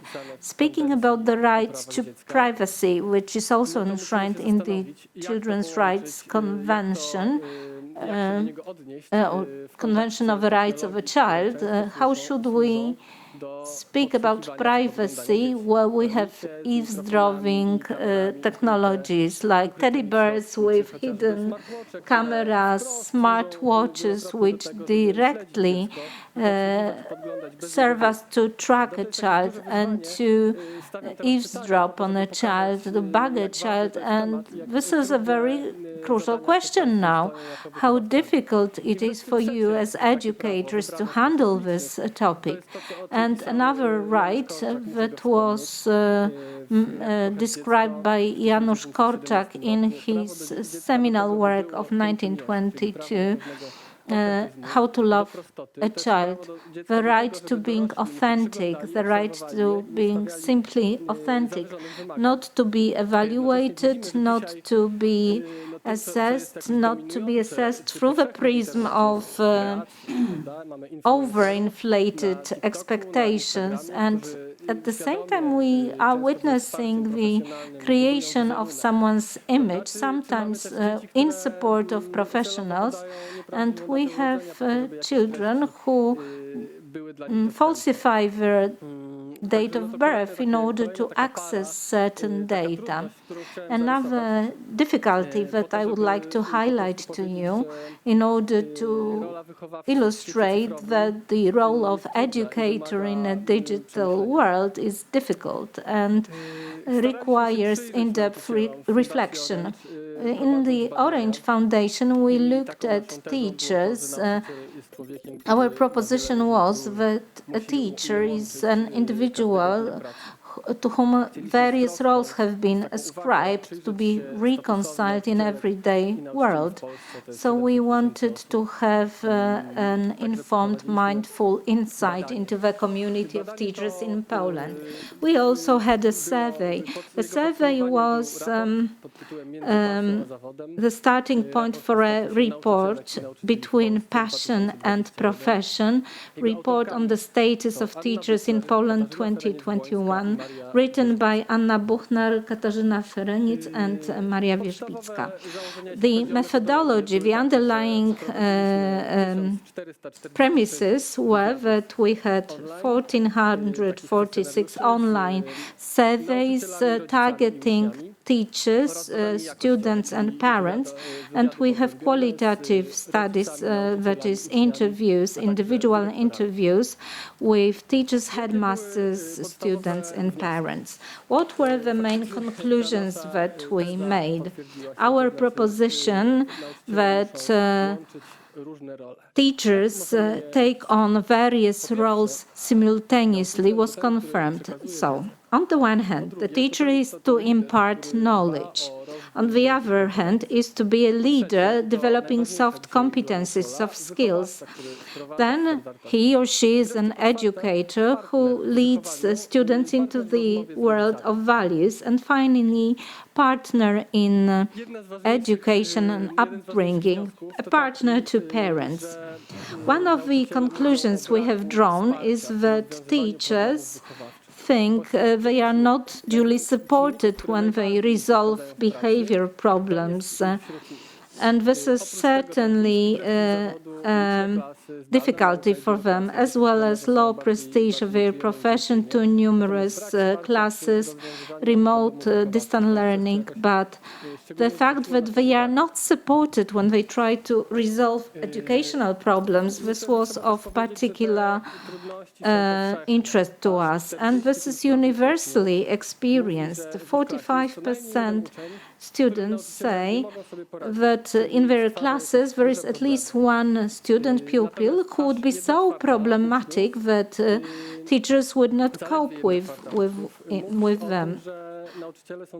1/4 of students would claim that their teachers enjoy authority, are persons of authority. So the previous prestige of profession has somehow faded away, and it needs to be built anew. Now, in order not to make it all black, let us say that in students' eyes, teachers are seen as helpful, 64% say so, kind and friendly, 62%, and good at teaching, 61%. If we ask them if they are mentors, only 34% admitted that they are mentors. What is this role? How can it be filled in? And this flows out of our interviews. A technical secondary school student says that we are stuck at school 8 hours, so this is another home to us. So, if so, a teacher should be a kind in parents' shoes, should be available to talk to. Another voice. We have a teacher with whom we can talk on any subject. She's always very kind. She tells us what to do, and she has very nice way of carrying out lessons. And parents. We need teachers that will understand the child, listen to a child, who will not only be critical, but will also motivate and stimulate children to learn.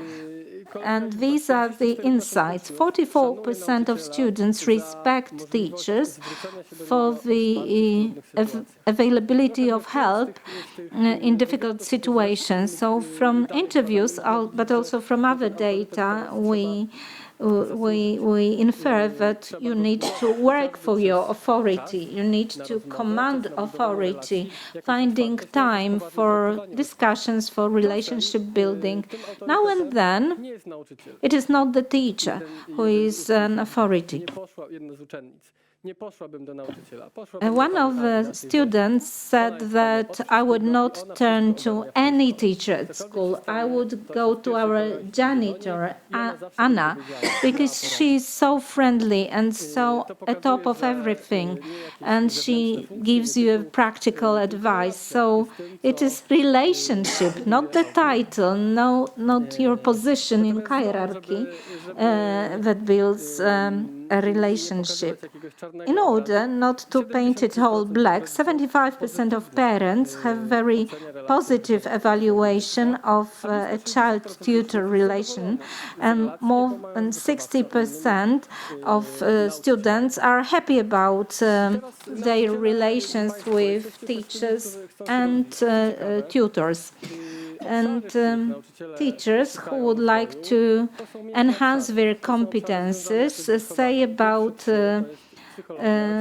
soft competences, psychology, resolution of conflict situations, and coping with stress, 38, 35, and 34% accordingly. As for the situation at school, unavailability of psychological support is a stock complaint. Only slightly more than 50% do not have access to psychologists, and as much as 13% of teachers have no psychological backing at all whenever confronting various problems. So what is the conclusion? You, as teachers, you need direct and secure psychological support, and also some platform for exchange of views and information, just to help one another and just to understand that certain problems are shared by all the community, so they should be really identified and discussed. Teachers speak about difficulties with commanding attention of students because they are immersed in so many various stimuli that they cannot concentrate on lessons. Some of them don't have certain skills and have no way to develop them, and then they withdraw from their educational role and they just only and purely impart knowledge without any other roles. So any support to you as teachers in your upbringing and educational responsibilities would be of crucial importance. This is corroborated by other data which speak about various mental conditions among students. Our report also includes certain recommendations based on our survey. So first of all, as I have already mentioned, we need support in problem and conflict solving. There should also be guidelines on how to deal and how to talk to students that have serious problems. And the second question is well-being for teachers, how to look after yourselves, how to make sure that you feel better. Then coaching in your upbringing activities, especially if you face difficulties. And the fourth element is the support in recruiting new teachers for schools. And now the conclusions or the findings of our survey are very close to what we hear from Ramię Lekcja Enter program. A feeling of isolation, loneliness, not being able to cope with difficulties connected to upbringing of students is the most important issue. We also organize some webinars about well-being. I teach others, I look after myself. That was the title.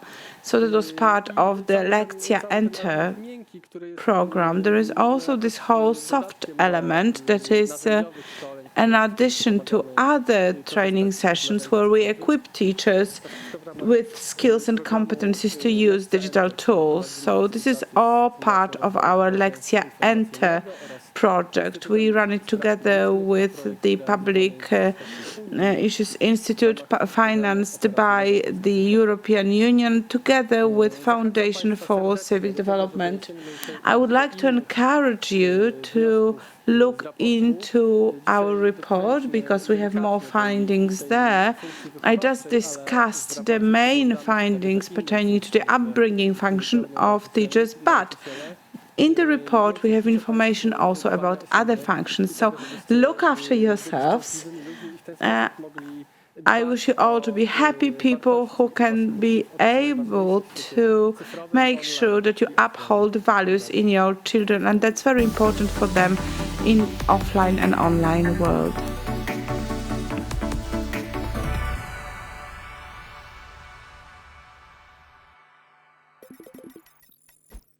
Bardzo dziękuję za prezentację. Ciekawe wyniki badań. Myślę, że Well, thank you very much. These are such interesting findings. I'm trying to cast my mind back and recall any survey looking particularly at teachers. I can't recall one. Were they willing respondents?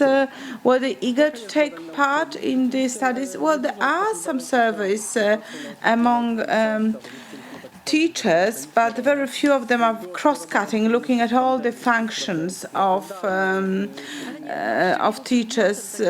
But teachers were not really the subject of studies, yes, because we looked at the distance learning, online classes, and so on and so forth.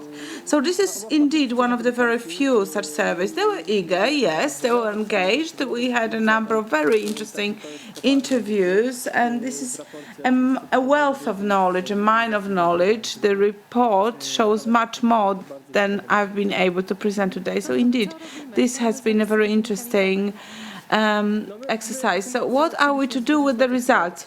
Well, as a foundation, we wanted to demonstrate certain things and underline certain things, to stress certain issues in order for this to become a spark that would create a greater fire of change, if I may say so. As a foundation, we cannot really introduce changes everywhere. We try to make some small steps through our programs. However, we encourage everyone to digest this report and to maybe initiate a change that would make it possible for teachers to look better after themselves, and this would translate into better quality of education. And indeed, for you as teachers, this would be an opportunity to look at this report and see yourself in its mirror, trying to understand whether this pictures the situation in an accurate manner. At the end of the presentation, you did see a link to the report. I encourage you to find out more about the survey. And now, a well-deserved lunch break, and we will see you again at 2:30.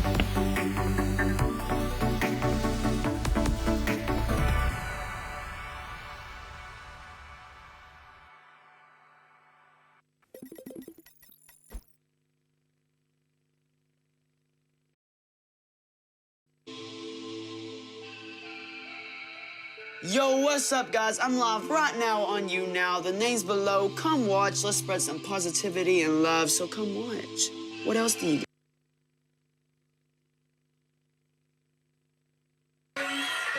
It's so crazy.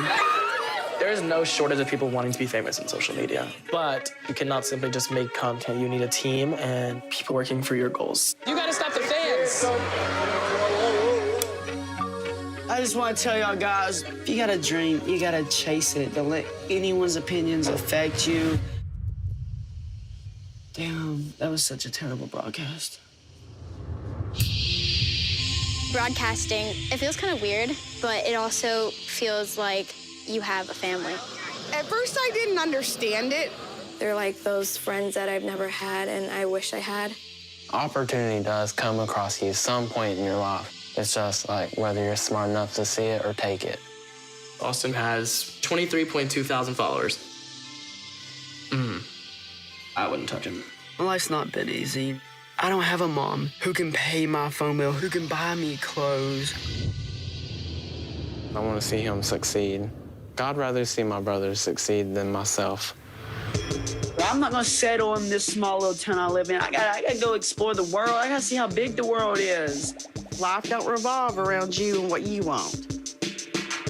Finding someone who looks cute on Instagram and gaining them 1 million followers is so easy to do. What happens when they're 30? Because when they're not cute, it's game over. There's no longevity behind it. It is 10:06 p.m. I'm not famous right now. Hopefully I'll be famous soon. I'm just gonna tell you this, guys. Just whatever you want in life, go get it.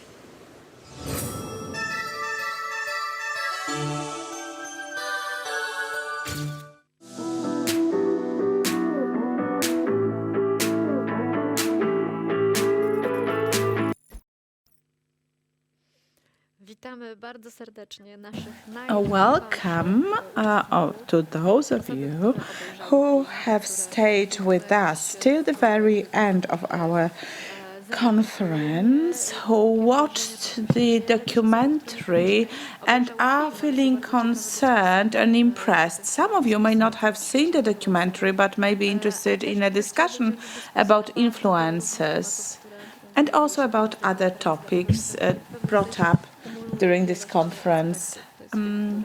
So here we can see so many different aspects of online life.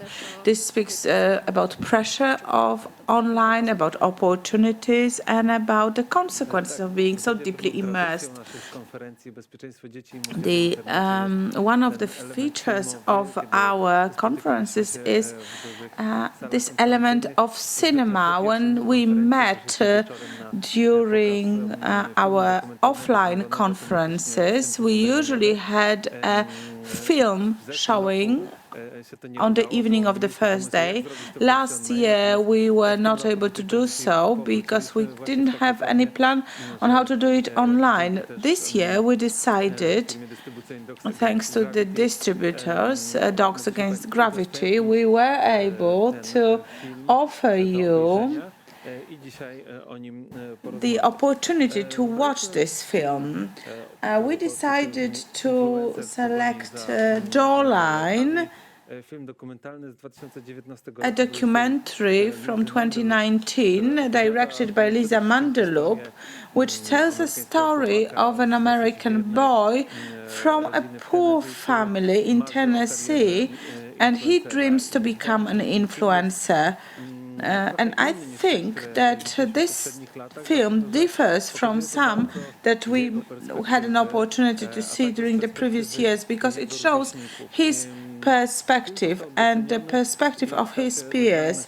This film was also rewarded or awarded in Sundance in 2019 during the Sundance Film Festival. So we are very fortunate not to discuss this documentary with you alone. We have wonderful experts here with us. Dr. Karol Jachimek here with us. He's a specialist in culture. He's in Gdynia right now. And he is a representative of the University of Social Psychology. Our second expert is Marta Wojtas, a coordinator of Child Online consulting clinic, and it is to her the children who receive no support from their immediate surroundings, children who want to talk to an expert who understands the online world, come. So they come to you looking for help, looking for support, also after having suffered situations just as the ones portrayed in this documentary. Before we embark on the discussion, we also wanted to present certain interactive elements of our conference. So you will see a question and you will have an opportunity to give an answer. On your smartphone, you can enter Menticom and use the code you can see on top of the screen, or use the link from the chat box.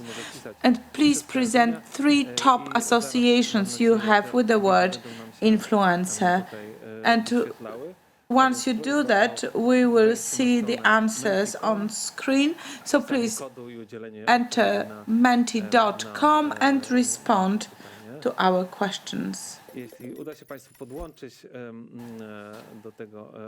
Once you're able to join this questionnaire, you will have more opportunities to provide your answers to our questions, because we will use this tool several times this afternoon.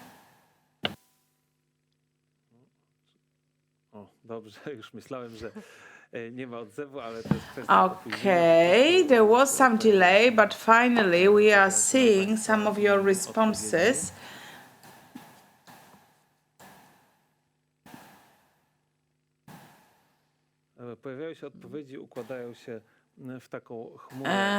We can see them as tags. YouTube was the first association, but now we can see Instagram and influence or impact,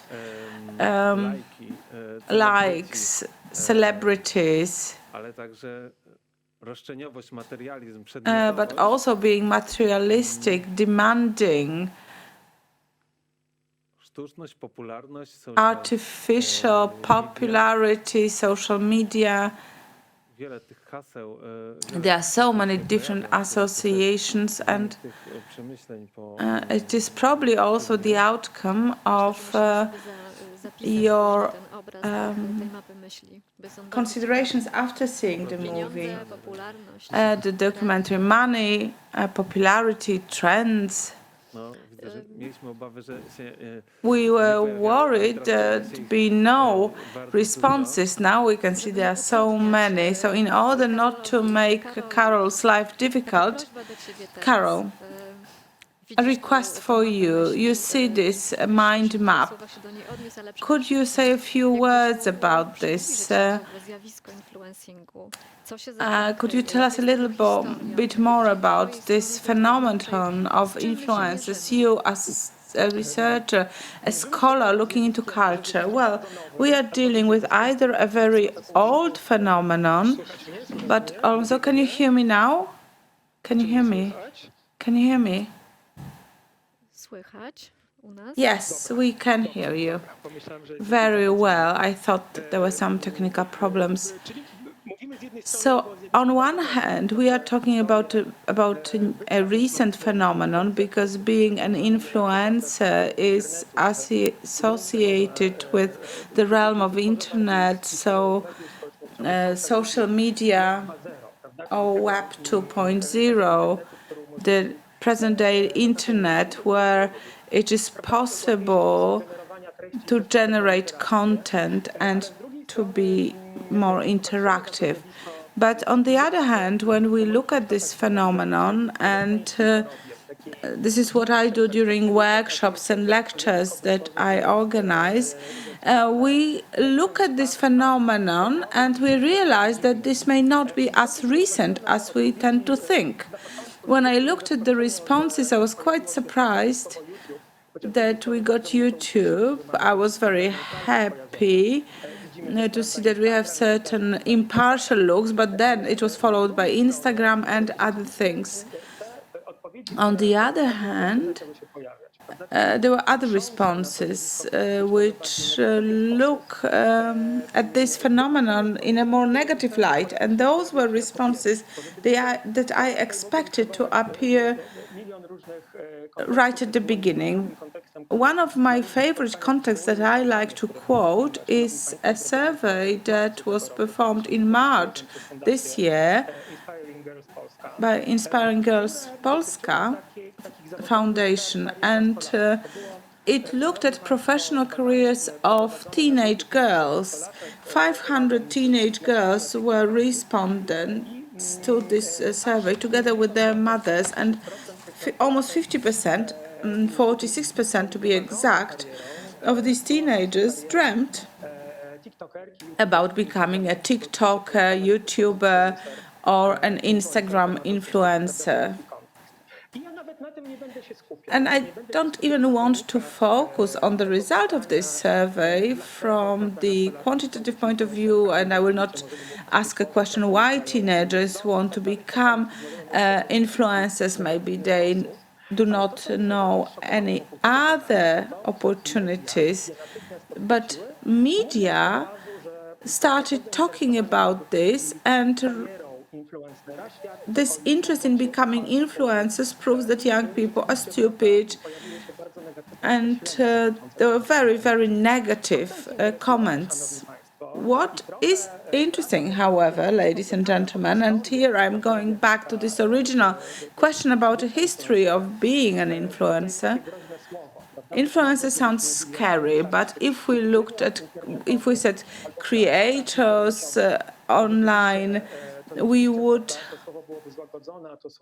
not have such a negative connotation, because influencer as a word, it is associated more with marketing, with managing, controlling people. If we look at definitions in English, for example, the Macmillan Dictionary, influencer is defined as a person who convinces other people through their online appearances to consume, to buy, to. So we can look at influencers such as creators of good quality content. But a question to you: when you were 12 years old, who did you want to become? And then probably we will say an actor, a singer, a professional athlete. We didn't become, in most cases, any of this, but this was our childhood dream. So this strange phenomenon of young girls aspiring to be influencers has a history that is much longer, because it is a dream. You want to become someone special, someone exceptional, someone who is wealthy, famous, so on and so forth. But it might also be related to a certain social or cultural practice, because there were other people that children aspired to be over the years. The it girls, singers, actresses, celebrities. Let me jump in. Zofia, one of the participants, had a similar comment, and in our chat box she said, what is the difference between the followers of influencers and the fans of stars of earlier times? And in the context of this film, if this coaching content that is rather shallow ends up helping young girls, there is nothing wrong there, is there? So we see two different paths here. On one hand, we see young people who want to become famous and want to achieve something. And then we see the world of business, the managers who either search for them online or create them from the beginning. And we saw a house that is a factory or a workshop producing influencers. And that is something that I found more interesting in this documentary. And I could recommend another film, a Polish film titled Sweat. It received awards in Gdynia Film Festival last year, and in my opinion, this film shows the perspective of being an influencer from inside. And although I could argue whether this model of a career proposed by the young heroes in the documentary, because this content that they produce is not necessarily very refined or very sophisticated.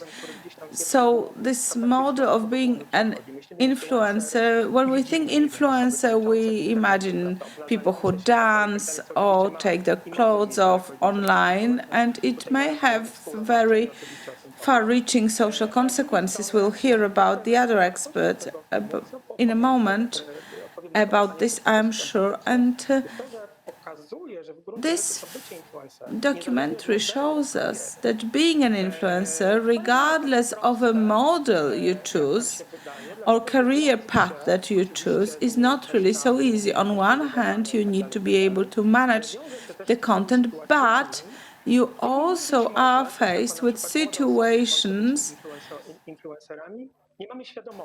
that we are not aware of, and young people aspiring to be influencers may not be aware. For example, if I become part of a network, if we are noticed by managers, we are part of the media machinery and we have to find our place there. So the impact of this documentary is very strong there, because it is not discouraging from becoming an online creator. Media are developing in this direction, and this is inevitable. It's very difficult for us to say what will be the most popular and most profitable type of activity a few years from now, but it shows us this life as it is, showing that these people have to be very resilient. They have to be ready to face the system that is sometimes very cruel. Yes, indeed. And then we also see true feelings. And this film is not black and white. It shows some of the artificial aspects of this world, but also the reality. And before I give the floor to Marta, I would like to say that in this documentary, we are trying to understand what is the source of popularity of influencers. So our next question in our questionnaire is there for you. So please try to say what needs can be fulfilled by watching influencers or following influencers. So in other words, why children, young people are so willing to follow influencers and why they are so willing to watch this type of content. I see the answers are beginning to appear.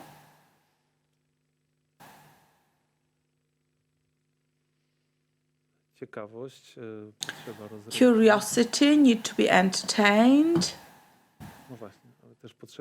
Needs that are not fulfilled within family. Inspiration, that's also very important. Killing time.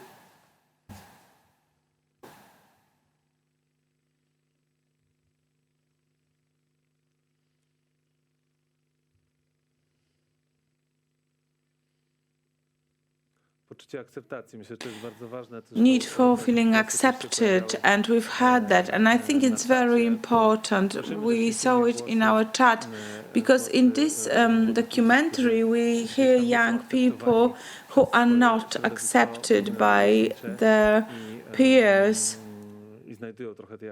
and they find some of this acceptance online. Loneliness, needs for relationship building. So this illusion of having friends.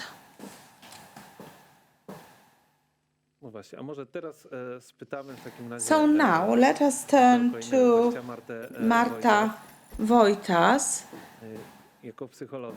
As a psychologist, how would you respond to this question, also considering the documentary we've seen? I believe that this fulfills many different needs, and actually, when I was watching this documentary, it was quite important that people who were present had certain deficits, and young people have different deficits, and I believe that this phenomenon of being a follower of an influencer or being an influencer is trying to make up for these deficiencies. For example, someone said, I like other people smiling. Even when I'm not happy, I see another person smiling, and it makes me feel better. So the main hero in this film said it. The young children who come to me or to call us are often feeling very lonely. And loneliness is one of the biggest problems of the modern day world. So it is also underlined in this documentary. It is a more general problem. People are becoming more and more narcissistic, and the evolution of the world and the realm of culture promotes superficiality. It's very difficult to find your place in this world, and it is particularly difficult for young people. So it is not easy to grow up nowadays, and I do not envy the young people what they receive and what they search for. They receive a difficult reality, and what they search for is the possibility to fulfill their human needs, building close relationships, receiving positive feedback, feeling joy and positive emotions, and they do not receive this in the real life for different reasons. So this escape into the world of illusion, thinking, oh, when I'm rich, when I'm wealthy, my problems will be over, I will feel great, this is the way out. So this is a myth that grown-ups also follow sometimes. It is not just the youngsters. And this documentary shows that once you achieve fulfillment of your aspirations, things look different than what you had imagined, and the fall is very painful. And then you have to face your problems, your deficits that you tried to escape from. This is very important. You have to realize that young people are often encouraged or pushed to use internet extensively because the internet helps them to control and regulate their emotions, and it's important. And this is something that us as grown-ups should really focus on. As it should not be, or people from the internet, people you meet online, should not be only relationships that young people make, and this method of regulating or controlling emotions should not be the only one, because this is where the true problems start. Thank you very much for this very perceptive and very important voice. And now about the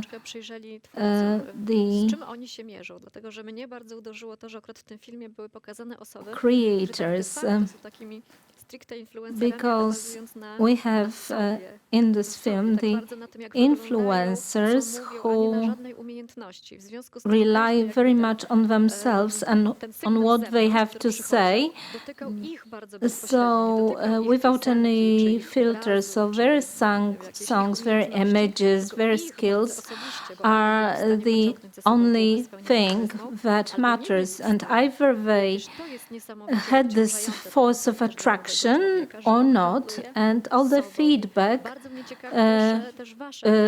hits the very influencer who performs, and it must be extreme burden on a young person. How to live being an influencer, selling oneself?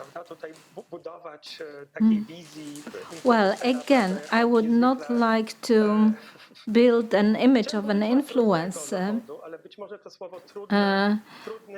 as engaging in a very difficult profession, demanding, yes, demanding and requiring the possibility to work hard, even if it is physically not very hard sometimes, and to measure up to the ephemeric tastes on the internet. And here we could follow on with the question whether those sudden interruption of their career, of their recognition, and we know that in this profession more than anywhere else, if it doesn't work, it really doesn't work, and everything is in ruins, and we could think about influencers, speaking about patho-influencers. There was a career of one cameraman that was interrupted on good grounds too, but given that the internet is so whimsical, such crisis or some failure may be provoked by the change of hairdo, the change of trend, the change of interests, and the influencers and the internet performers may also be an object of hate, and you need to be extremely resilient if someone attacks you and your image. There are also problems with privacy, as we could see in this Polish movie Sweat, where we could actually follow how the whole of one's life was on sale. Immense social pressure and very strong emotions and whimsical nature of the internet. And at the same time, when we think about internet performers, we may also consider that it is not easy to develop your career and to advance your career in the internet. You're often supported by mentors, trainers, which is not probably the right word to use, because they do it for profit. And what is very important when we speak about influencers' careers, this is the capability of managing one's image and career. And I think that all in all, what is crossing our minds as some minor consideration, and we must remember here that what they post, they create something, and this is not just about some innocent offhand remark, and they consciously create their career. And as I'm saying, this is quite a complex profession and rich. Also, there are many happy ends in this profession, but likewise there are many failures and many hardships. Marta, and what is your take on the world of young internet performers? How could one assist them, support them in psychological terms? Do you meet such people, like this boy who lost all of his following, suddenly lost the hope for better life? Well, we encounter this loss of hope very frequently, and also some detachment from reality. They so much want to become influencers that they defy various things that are important in life, like going to school, like having daily routines, and they question and defy all the necessity of everyday's effort and in pursuit of some dream, they think they are going to find themselves in some cloud and cuckoo land. And those who are most disappointed are, as we could see in Jawline, the boy, being an influencer, was also satisfying one of his needs. He needed always to get a positive feedback. You are cool, you are fantastic. Even if things turn out bad, it will change for the better. So whatever he was saying, he was also saying to himself. In his particular case, he had family. He had a brother who had excellent confidence in him, and it is my impression that they were closely bound together. And after such a failure, such a person has every opportunity to cope, grin and bear it. Whereas I know so many young people who will never rebound from such a failure. And for him, such a failure would be final. In the past, those idols were singers, actors with very particular set of skills, and they were able to win their fame thanks to their talent, image, presentation, individual features and characteristics. But now the time has come when an influencer doesn't have to have any special skills. Only one is important: to attach followers to him or her, or to get in touch with the followers. But this is a skill in itself, but this is also a great intrusion into someone's privacy. And this can be a sensitive item, especially if one aspires and dreams to translate this into business. The business sphere, and it was clearly shown in the film, is like a professional adult world where adult support will be very much needed. So leaving a young man high and dry, unprotected, is a great risk. And in situations that we see, especially in our counseling service, A Child Online, Dziecko w sieci, we saw certain situations where parents would share and subscribe to the same dream, like, yes, you are good, you have opportunities ahead of you. So they, in a way, surrendered their educational role and they shared the same dream. And then, if there was like a school dropping out or any other social turbulence because someone was stuck so much in the internet, in pursuit of one's aspirations, that as a result of any failure, also dozens of other failures and problems surfaced. So I think that if someone should decide to go in for such a career without relying on adult support, it's like cloud and cuckoo land. The reality is not like that. And this is also the question how adults could support young people in being influencers. Are they ready? Are they prepared to enter such a world that is governed by the rules of the adults, where a young person, sensitive person, may be hurt on a number of occasions, unless supported, unless knowledgeable. unless prepared.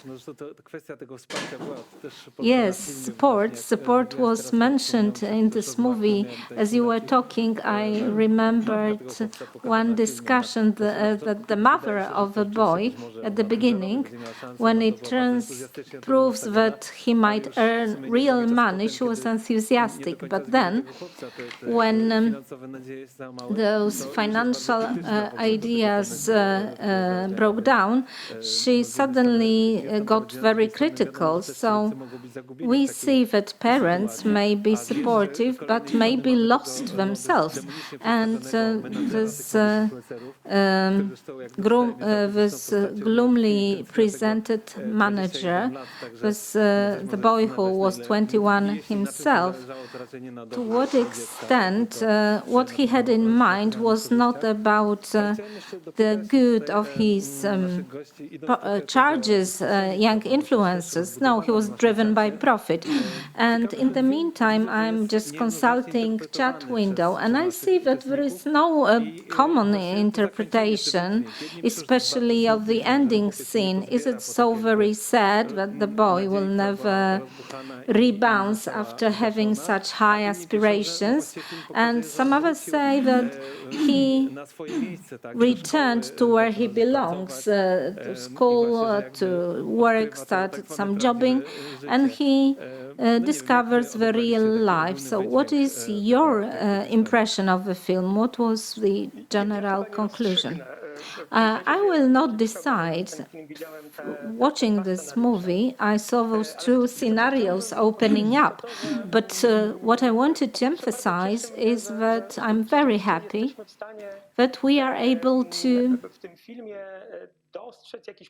see some positive sides in this film.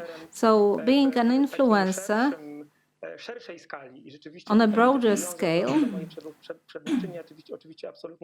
and I fully agree with my preceding speaker that this protection of the adults and the presence of adults, protective adults in the whole business is very important. On the other hand, if you at home you get the same feedback,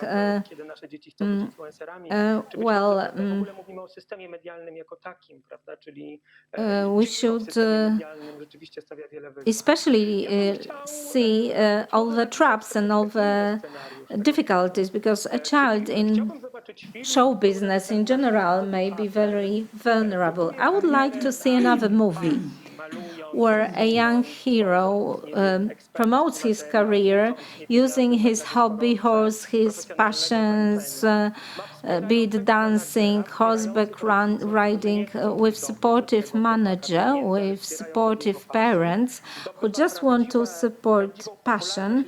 Then this person gets really popular, but in the positive sense. And here I would just disassemble the movie that we have seen. So, as I'm saying, it is not for me to say what will be the ending of the film, but I would like to see a more positive narrative of a young influencer with supportive environment, wise mentors, and on a broader scale to illustrate to young people that this is a difficult profession and it involves lots of risk and lots of pressures. But on the other hand, this may be a way to develop one's and to promote one's professional development. And we have seen many influencers who could confirm such a positive way. And of course, negative sides of being an influencer have captivated our imagination and our knowledge, but perhaps we could be also supportive and show it on the movie that this path can be available and positive for the one who decides to go for it. Thank you. Well, thank you. It's very important to hear such positive words. And in Digital EU Forum, we often invite young creators, young influencers who have a lot they can share with us and with their peers, be it a passion or certain ideas. And this documentary is not black and white, as we said, because there are figures there who gained some very valuable experience from this adventure. Well, when we are talking about positive aspects of being an influencer, and it was very important for me to see how supportive these influencers were for one another. They were really not fighting amongst themselves, trying to grab as many likes as possible, but they really shared how much of a talent it is, how difficult their life is. Marta, is there anything you'd like to add? Well, I could just add that I see many positive aspects of this situation, and even though this boy did not succeed in his dream career, because maybe career was not what he really needed, and we don't know, maybe in few years' time he will become an influencer, but a very different one, and he will manage his career differently and reach fame that he wanted, provided that this is what he would consider the path at that time. And what impressed me very much was the attitude of a mother. First, she was very encouraging, and then after he failed, he had, well, it's all you're doing. You dropped out from school, you now have problems, so it's all your fault. Well, I would actually ask whether it is truly his fault, because young people have the right to dream, to question different aspects of their lives, different things that they are allowed or prohibited. And there is a question whether a parent would take on some of the responsibility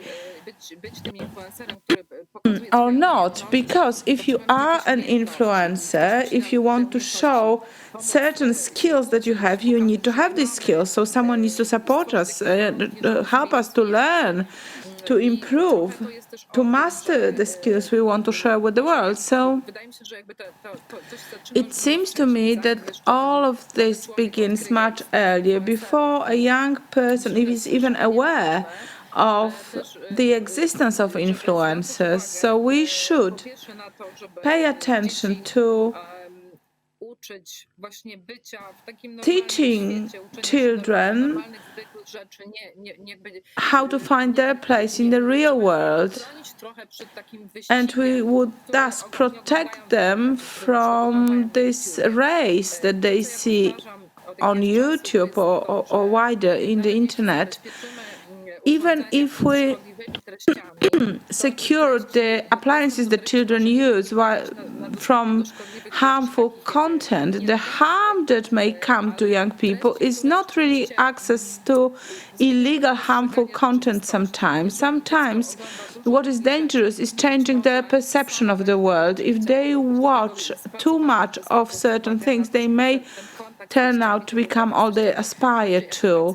So we should make sure that children have more contact with educational content and not just with uncontrolled internet content. Sometimes it is simply an information landfill. So, as we've heard many a time, let us accompany children, be with them.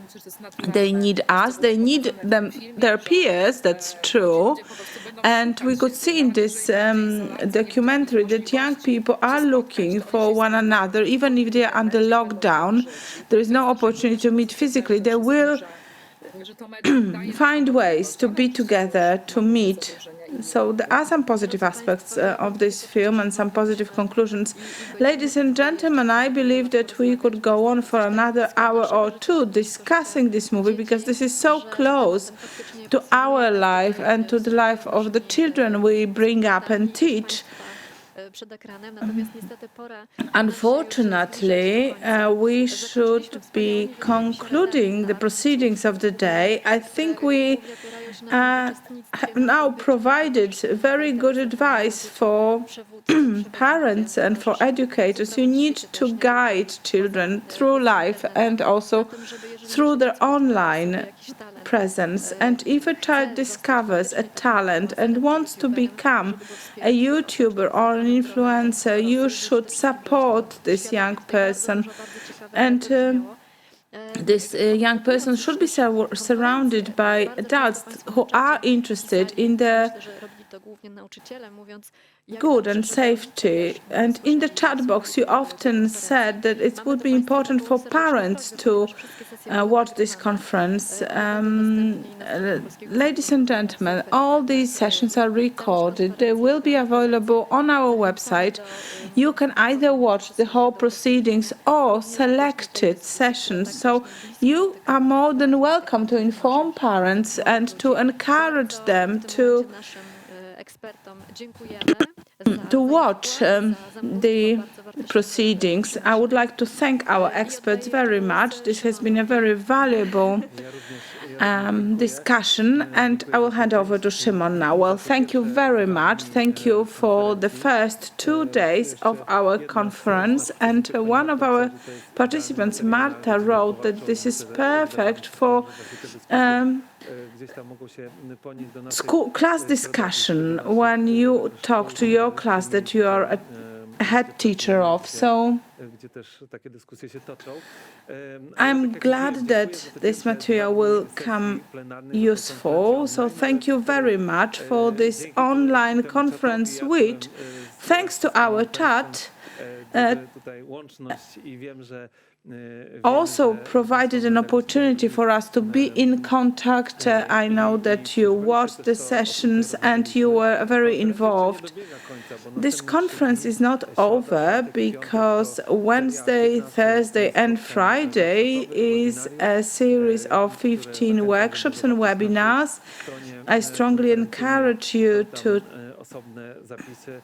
see them on our website. You can still subscribe, so I encourage you to do so. So thank you very much for today, and we wish you a very good afternoon, and we hope to see you next year during the 16th edition of this international conference. Thank you.